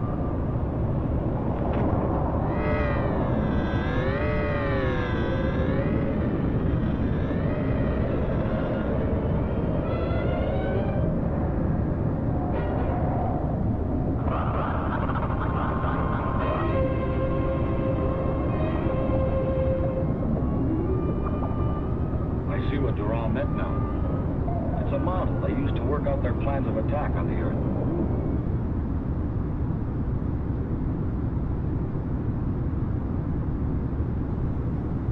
Well, unfortunately, it's time to get into the planning stage for our arrival. So, whoa, that's a bright sun. I think we got that pillar there. So the weather's changed, so we're going to have to re-enter our arrival information. So basically it's a straight line down. Kuala Lumpur is down here, so we can get rid of the map here. I'm going to go in and get a updated weather. But the winds are now 140. So we're going to go and change our flight plan. So we're going to be arriving now on the ILS for runway 14 left. And we'll be going in on the, what do they call it? The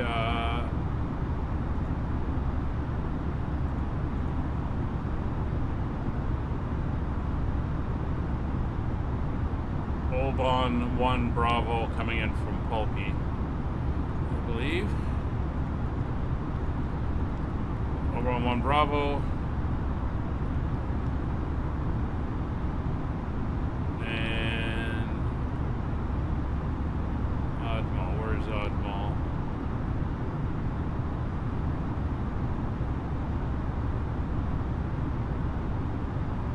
Yep, that's fine. It's a little bit convoluted. Where are we going? Oh, there we go. You can see it now in the flight plan. So we're going to come in and we're going to be losing altitude as we come in, and we're going to do this kind of boxed figure 8 type of maneuver, or not figure 8, left-right boxing type maneuver as we come in. So we'll come back here, we'll get our weather quickly. And we'll print that. And what we are going to do is we're going to look at our first point that we're going to be coming in on. And we seem to be going off in some weird direction here. So let's go back to direct to, and we want to go direct to Dakar. So please head back over there. Thank you very much.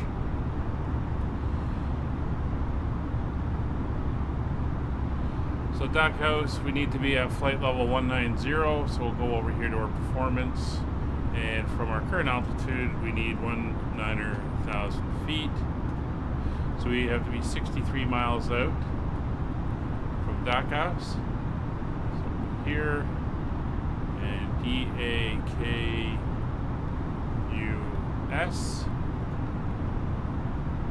So we're only 30 miles from the start of our descent, and we'll now go down and enter in our approach information.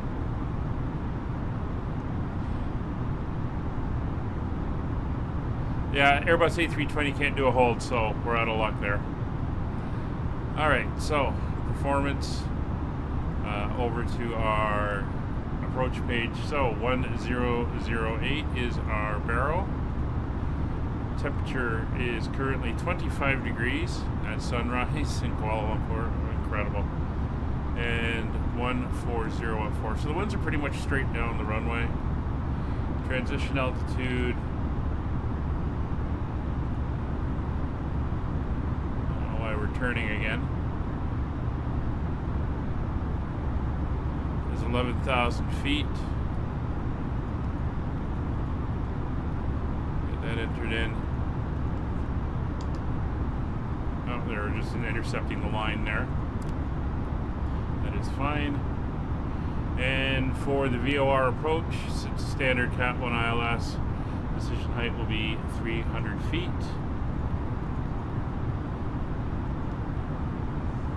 And 1008. Dial that in here.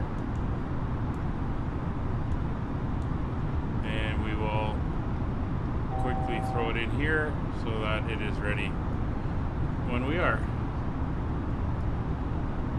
That's the problems with the shorter flights. We can't get all the way through the movies. So I'm going to start my descent at about 70 miles, just because I'm going to be accelerating slightly. I'll be maintaining about 170 knot descent rate as we head down, and 2,000 feet per minute. And we do have that gorgeous sunrise behind us there. And loving the atmospheric effects with the sun.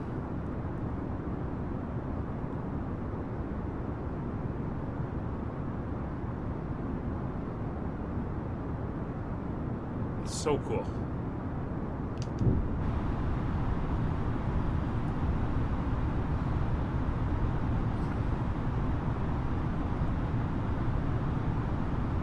So 19,000 feet. Dial that in. There we go. Seeing a little bit of flashes of Microsoft's Clear Sky Lightning. Well, we do got a little bit of cloud, and it was reporting. Take a quick look. At 1,700 feet, there's a few CBs popping up, so obviously they're getting ready for some early morning storm action. So we're through 69,000, so we're going to start our descent. Again, we'll be at 2,000 feet per minute. And once we get a little bit lower, we'll crank it up to 270 knots. For customs at our destination, flight attendants will begin handing out forms momentarily. Please review and complete these forms and keep them with you for presentation upon arrival. Alright, so all you guys in the back, you can start filling out your customs forms. So we're good for 270 knots to hold. We don't want to go by Mach number, obviously. As the lower we get, the higher the relative to airspeed the Mach is, and we could end up overspeeding or going way faster than we want to go anyway. A little bit of weather out here. We're going to turn on the terrain radar. I'm not sure what the terrain area is like around here.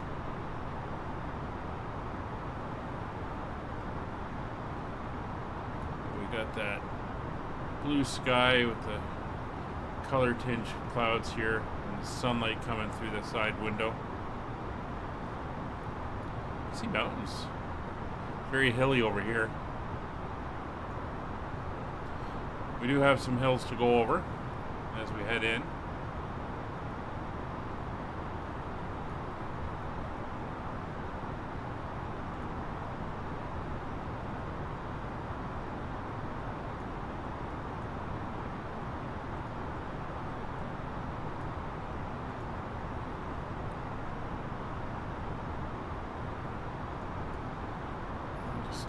Back over here to our descent page. So speed's on target. Descent rate a little high. 2,000.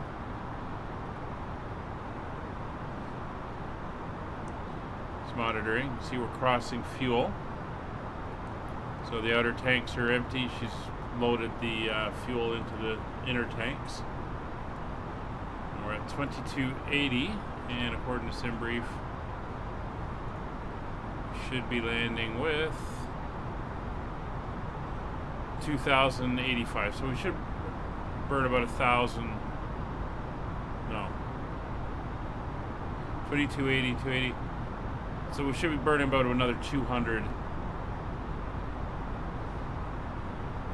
kilograms. Of course, we're in idle for most of the way down, so that's going to slow our burn rate. We'll see where it ends up. I am running, I think, a fuel factor of 8. I don't know if it tells me on the flight plan. 7. Plus 7. So, might have to bump that to plus 8. We'll see where it ends up.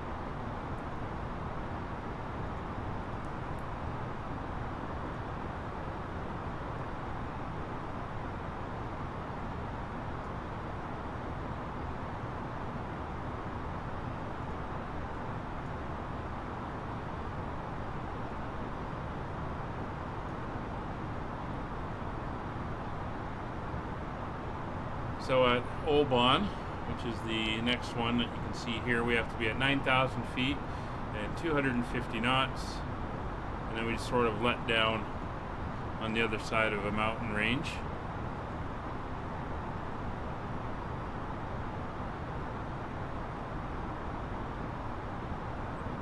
I think I can see the other side of the island, actually. You can see the hills. I think I see the coastline out over there. A little bit of turbulence. Hey, Phoenix Gamer, hello. Glad you could join us. Thank you for popping in on the stream.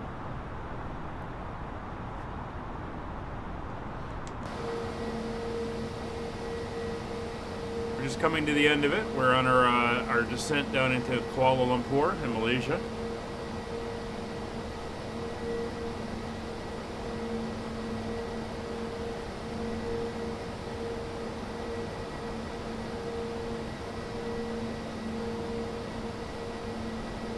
Beautiful color in the skies here.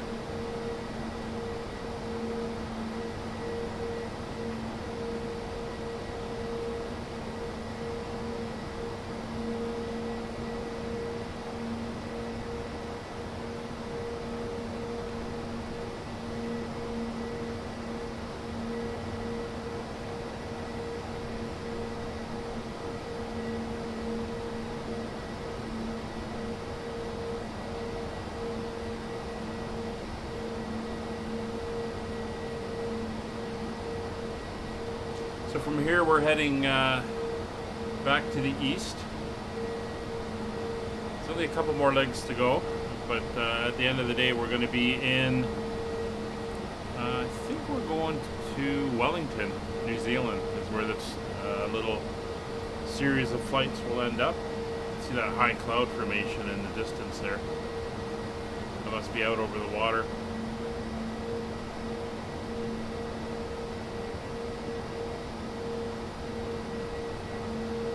Yeah, I can see you on VATSim there, Eastbirds.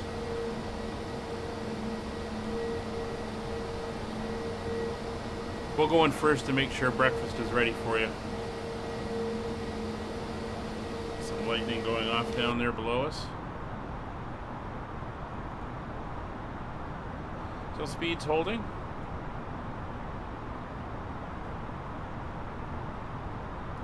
Everything is looking good.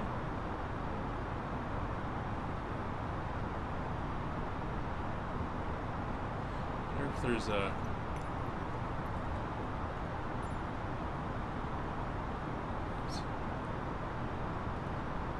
preset camera views. These are smart cams.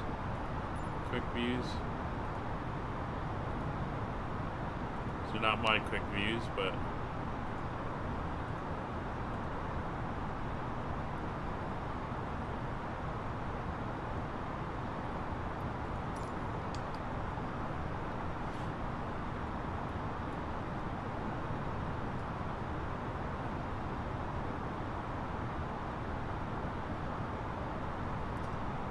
good.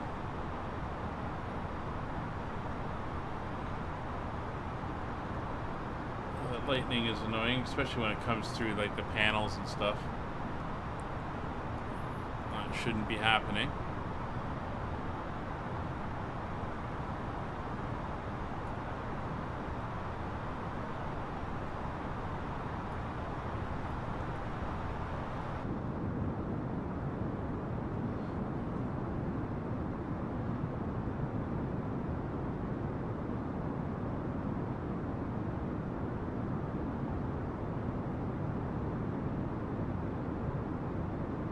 But I think it's about time that everyone gets settled in and the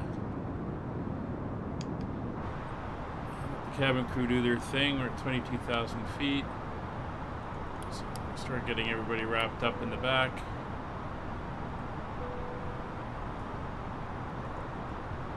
Ladies and gentlemen, the flight crew has turned on the fasten seatbelt sign. Please return to your seats and fasten your seatbelt. It's going to get a little bit bumpy as we cross over the hills here, and we're entering into some weather. See the mountain peaks peeking through there.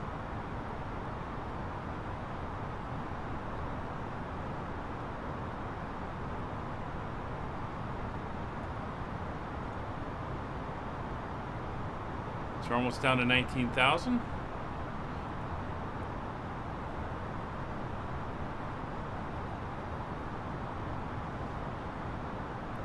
Radio is still on 122.8. It hasn't changed. That's nice of it to be cooperating. So speed's creeping slightly. Slight bit of speed breakout just to hold us back.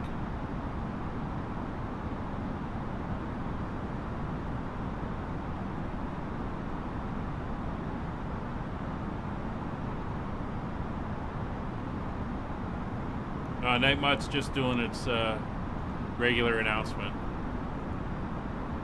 That's when he's fine. It's when he gets all paranoid and starts telling people to be quiet that some of the reasons can be iffy at times. There we go. 19,000. We just hit the mark. Kuala Lumpur area traffic, Skyways 5556, entering the Olbon 1 Bravo arrival for runway 14 left at Kuala Lumpur. Alright, now we want 9,000 feet.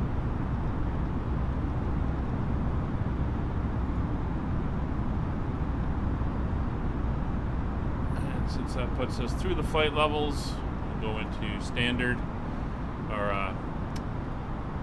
actual pressure on the altimeter.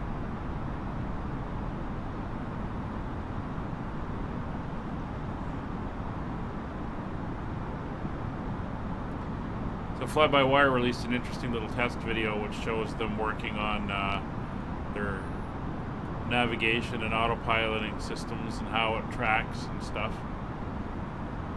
Amazing the amount of work that has to go into this sort of thing. I mean, just imagine if you were flying in here, these views. This is why I love flying.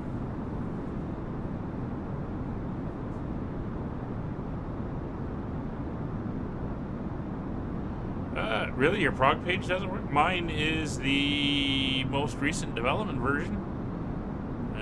Should be working.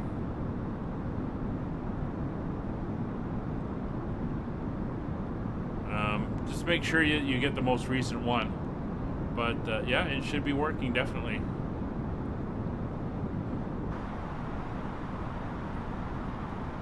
What a view.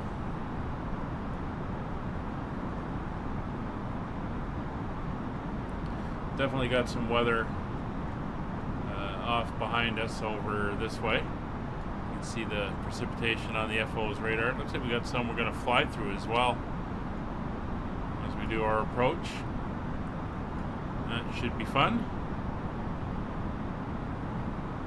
It's 15,000 feet, 22 miles from Oban. And we're going to watch, make sure we do this all very properly.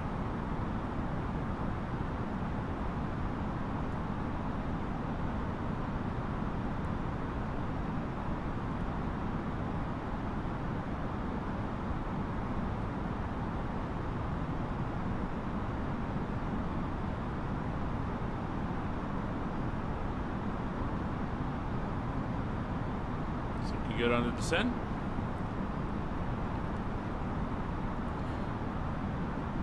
Speed's holding. We'll now dial back to 250.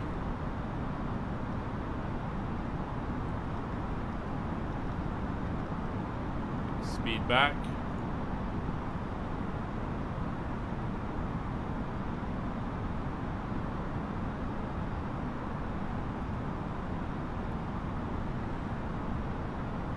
See, we're just on the edge of this mountainous range. We're coming down to these clouds. A little bit more than few clouds, but That's fine. It's nothing too serious. Been in worse.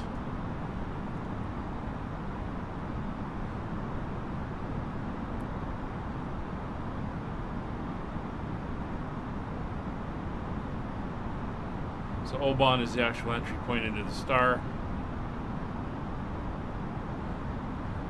Dakas and Pulpit and a few others are just feeders.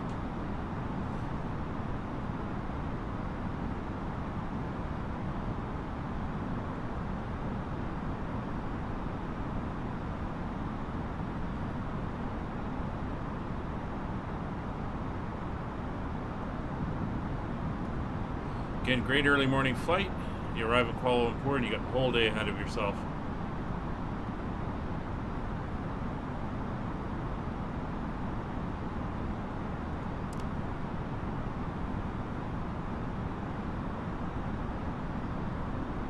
Alright. It's bright. 20 miles. TCAS will be showing. Make sure that's in below. Although that doesn't do anything at the moment. Alright, 10,000 feet, so landing systems are coming on. Landing lights are on. We have begun our final descent into Kuala Lumpur. Flight attendants will be passing through the cabin to collect any trash once Kuala Lumpur traffic Dragon 71015 miles from Orborn from Bravo, arrival for the LS number 2 on approach. Please complete all Wi-Fi related tasks and stow any larger electronics. Alright. So there's Oki coming in, and Eastbirds is probably screaming across the countryside to get here. So there's 9,000 feet, 250 knots, which is what we want. Now Oban is a hold, but we won't be going into the hold here.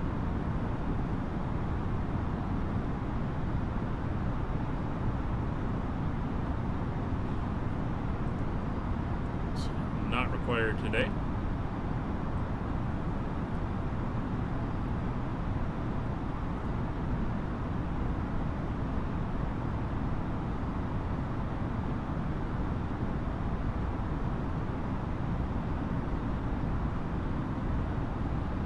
So it looks like we might be slightly lower on the fuel than I thought we would be, so I might have to change my number for this airframe and sim brief up to 08.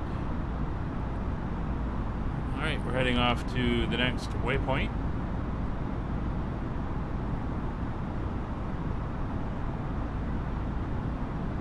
We're basically going to hold 9,000 feet for a bit. Our platform altitude for the ILS is going to be 4,000, so we're not that far off.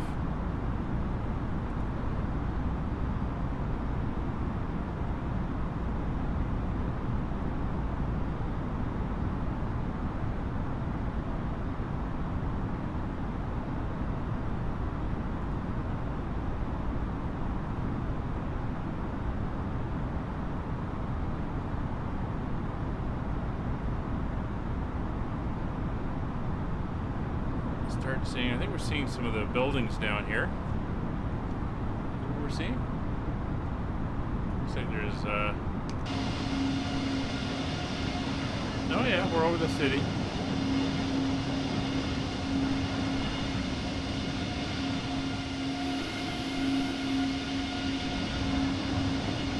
Love that positional sound. The clouds below us.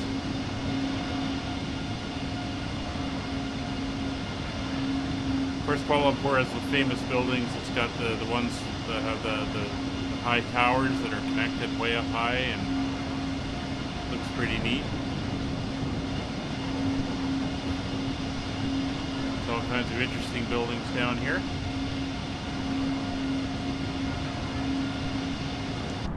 Not sure where in the city they are.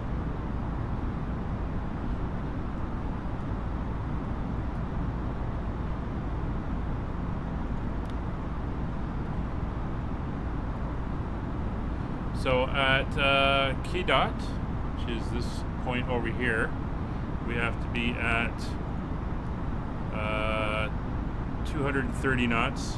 Hi, Nick. How are you doing today?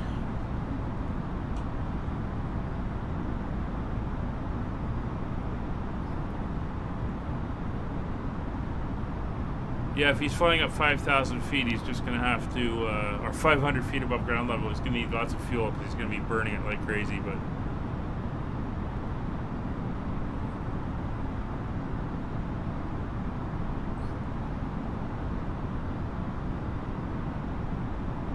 make sure she makes the turn to QDOT properly, and then we'll dial her down to 230 knots.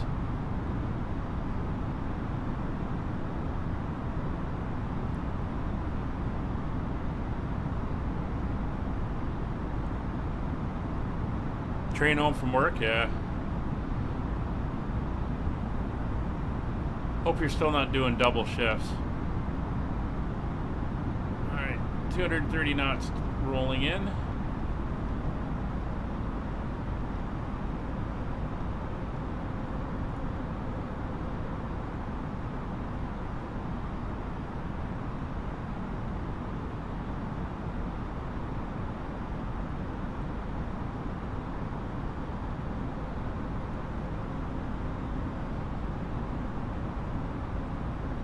Speed coming back.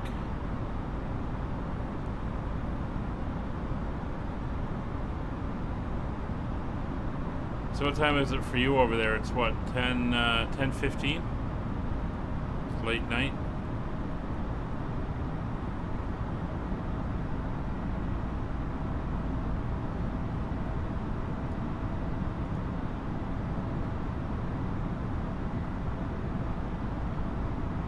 Oh, you're seeing me well, yeah. I should pick you up when I turn around here. If I go back to 20.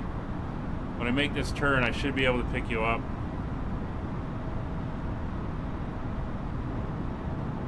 So make sure it's going to the next waypoint, which is 484, which it is doing.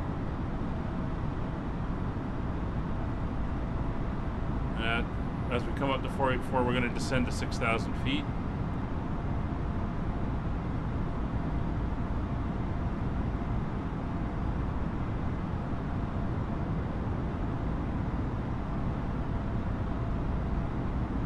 There we have them. There's Oke and TCAS. So it's showing him at 9,000 feet, and he's not going up or down. That's why it's 00. So he's coming in from Albon. Oh, now he is descending.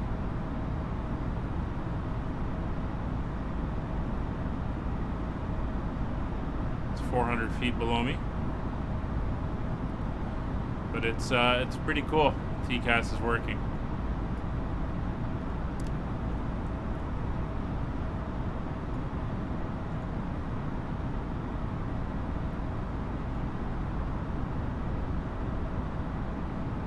I think there might be some rain under these clouds.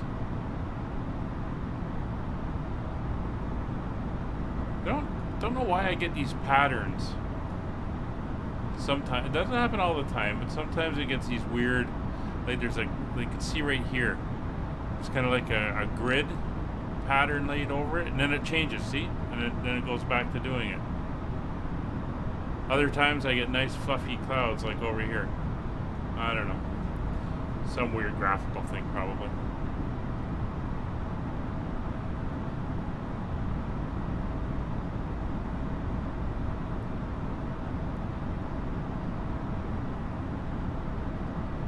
So while I'm going straight and level, I'm going to pull that, and then I'm going to hit this and confirm. And it's doing its thing where it wants me to go everywhere but where I should be going. So I'm going to go back to 484 and tell it go direct to 484. Thank you, please do what you were doing before. And then turn this back on. That is how you get around that little glitch.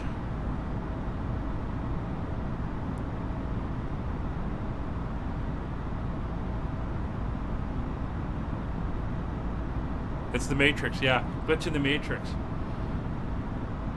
Shouldn't have taken that red pill before I got on the airplane. See the decel point there. We're going to start down to 6,000 feet. Make sure we're at 6,000 by KK 486.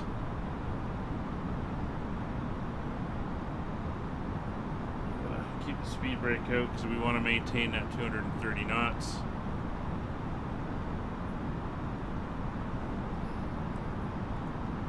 Let's try to not thunder down too quickly.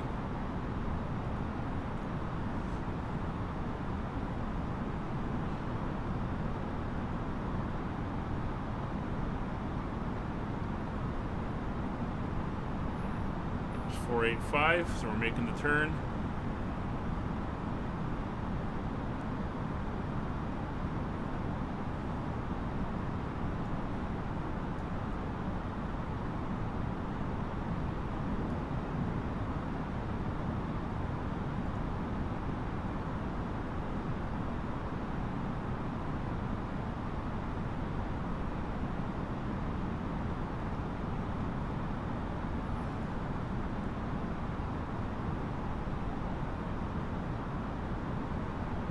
Yeah, Nick, I don't think he has, and he was just saying that his he's also not, his progress page isn't working either, so I don't know if there's something going on with the version of thing that he has. So be interesting to see. So there's 6,000 feet.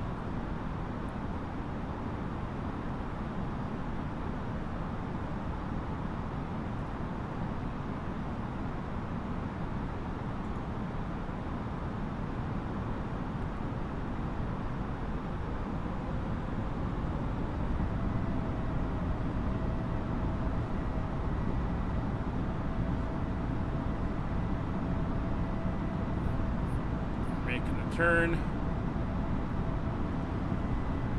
686.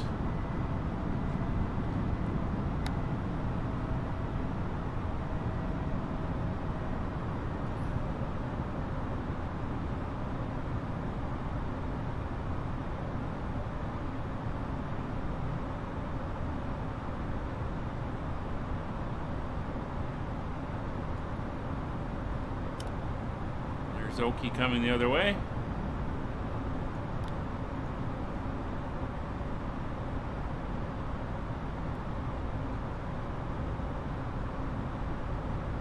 So when we go to 487,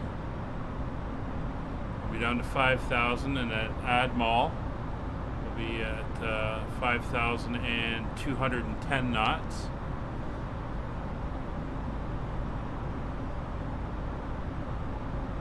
487, so down to 5,000.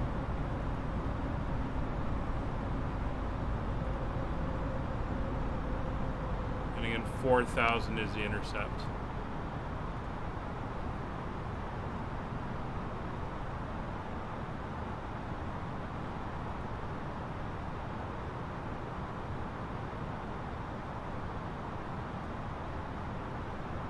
All right, so we're all set. Performance.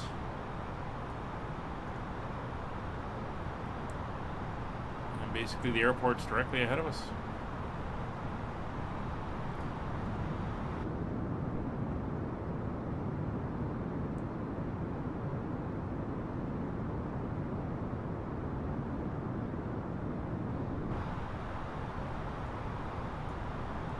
Let's dial this back over to our main dashboard.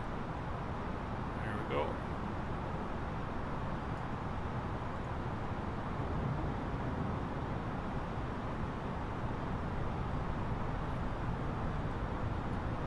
No, you don't. No, you don't. No. Go back. Where are you going? Stop that.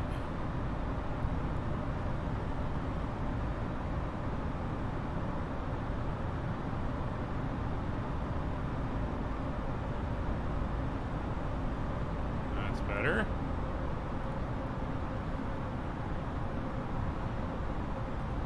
So on to 210 knots. Dargu, 4,000 feet.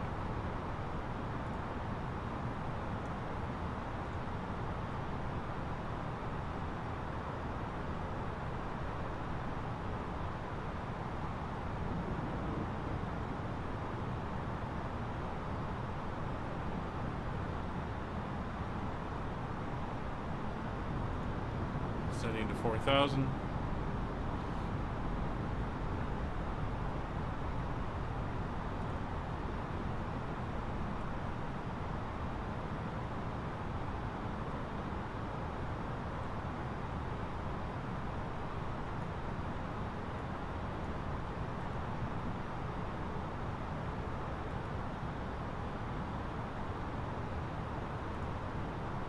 And there's the glide slope.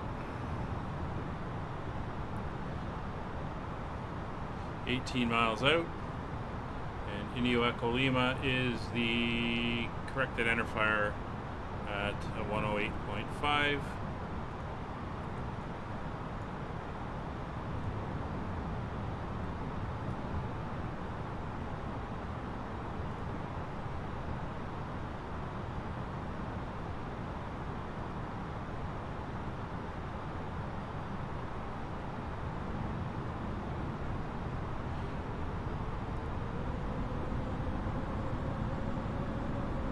And there's Dargu, initial approach fix, so approach mode on.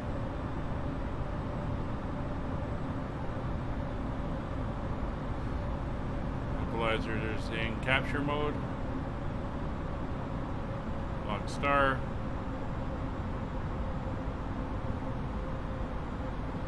Localizers captured.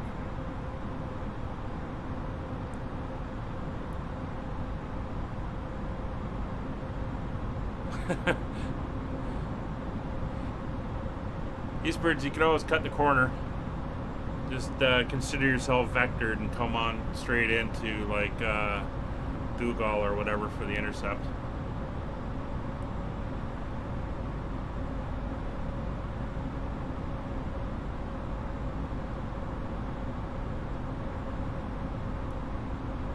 Okay, flaps 1. Glide slope captured.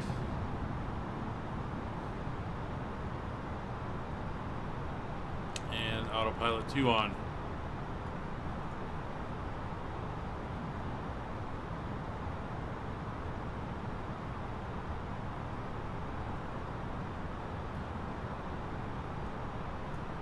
Alright, speed brake is armed. We're going to go with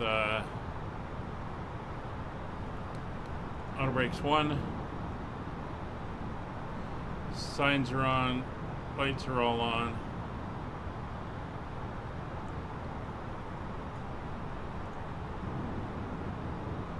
And speed coming down.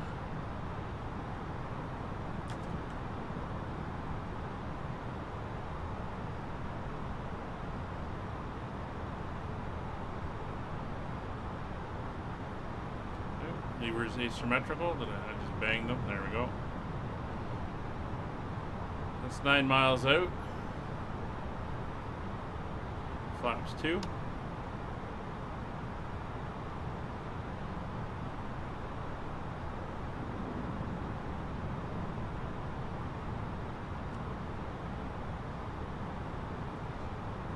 $2,500.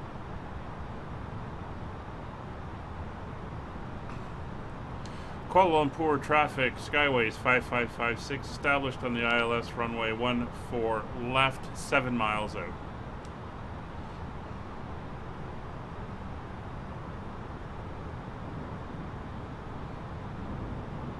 And 6.5 miles, gear down.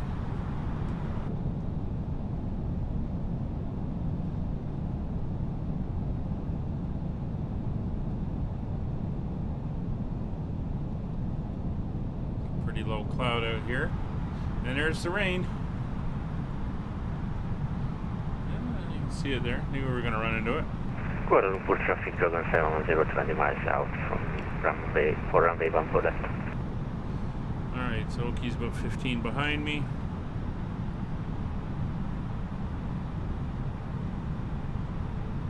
Ooh, got some heavy rain ahead.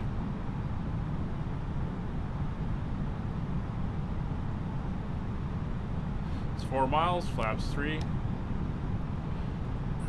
sure the cabin crew are buckled in.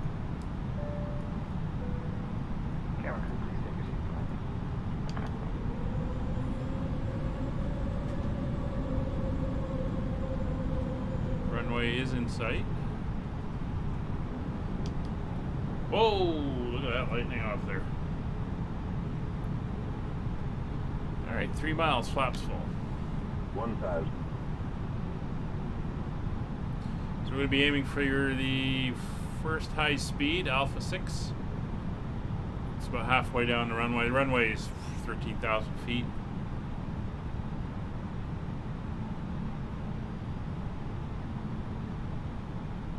So, cabin's ready, lights are on, auto brakes on, landing gear's down 3 green, speed brake is armed, landing memo, no blue.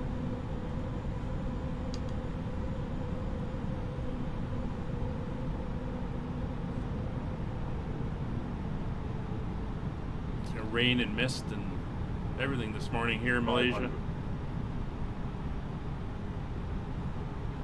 It's 500 feet. 400. 100 above.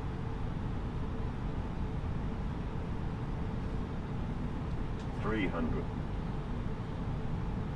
Minimum. Landing. 200.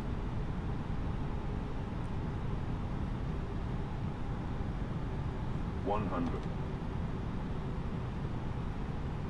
50. 40. 30, 20. Oh, it's drift. 10, 5. And we're down. Speed brakes on. Our reverser's on. Speed brakes deployed. Auto brakes on.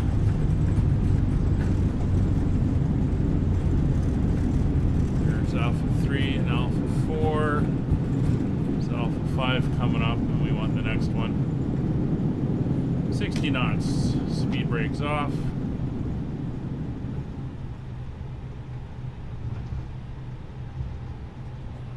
Brakes off.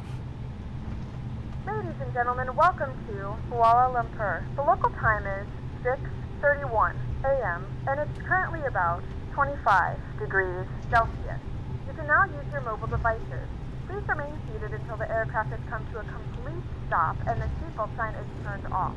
Remember to use caution when opening the overhead bins as items may have... Well, they did say there was thunderstorms in the area. If this is your final destination, we thank you for flying with us and we hope to see you again soon. Always drift off to the right when I come off autopilot. I'm not sure exactly why. Well, I know why. The wind's pushing me and I'm not correcting, but it's a little bit annoying. Alright, we'll get ourselves over the line. Thanks, Wayne. Appreciate it. Alright, we'll get ourselves stopped. Kuala Lumpur traffic, Skyways 5556 is clear, runway 14 left. Speed brakes done. Kuala Lumpur traffic Dragon 710 established. 14 left. It's coming up. Radar's off. PWS is off. Transponder's off. TCAS to standby. That's landing lights off. Strobes are off. And everything else should be good.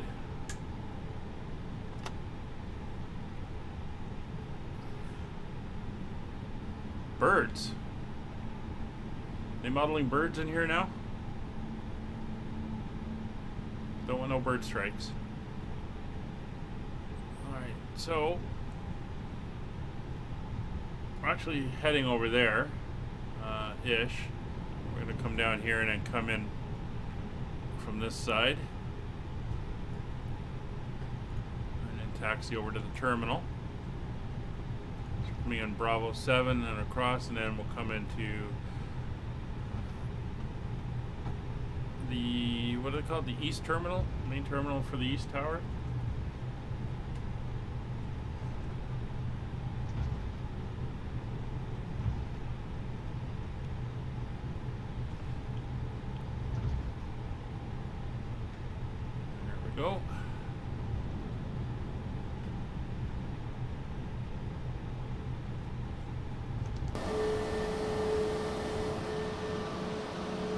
See the lights there? Oki's coming in.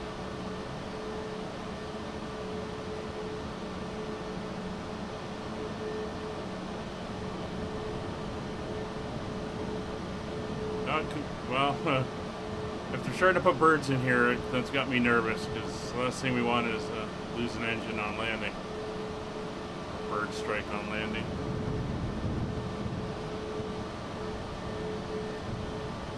Alright, so where are we going here? I'll just go to one of these gates. Go to the first one here where they're waiting for us. In, kill our momentum.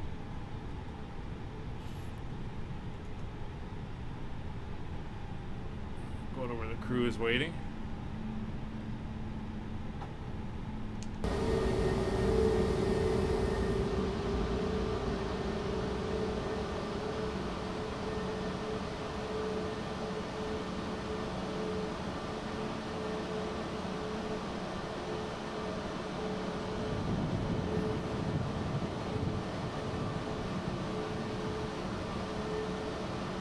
Hearing that thunder.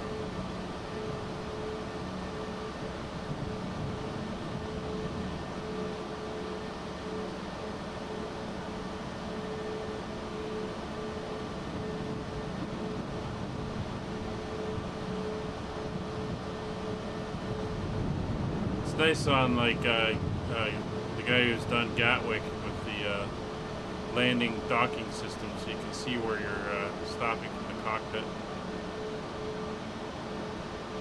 Watching the guy in front of us with the paddles.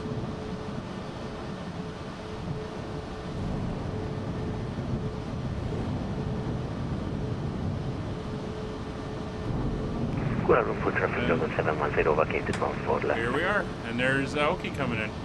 Let's get down.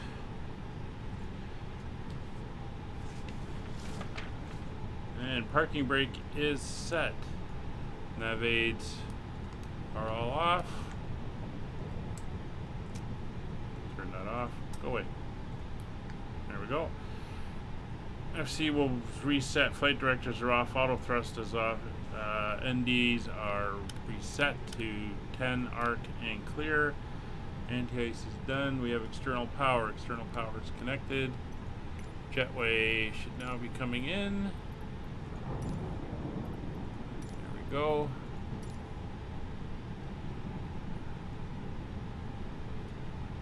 Go down here and tune 122.8 again, just to make sure we can hear eastwards when he comes in. We're still sitting here in the cockpit. There we go. So battery power is in. Engines are off. There's the logbook.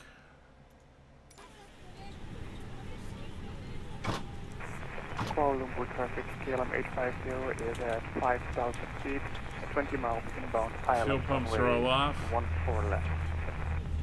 Beacon is off. Seatbelt signs are off. Nav lights are on. Oh, everyone's deboarded already. Well, Roger, get out and say goodbye to everybody. And we're done. And, yeah, we are docked. So here we are in stormy morning here in Kuala Lumpur. But Oki, thank you very much for flying with us for the flight.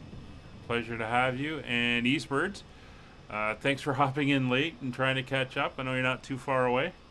We'll be here for when you arrive. But for now, that's going to do it for us. Thank you very much for joining us on the stream. And we will see you for the next one. Oh, look. How about we do this? There we go. We'll end the stream under a rainbow. Thanks for watching. Bye for now.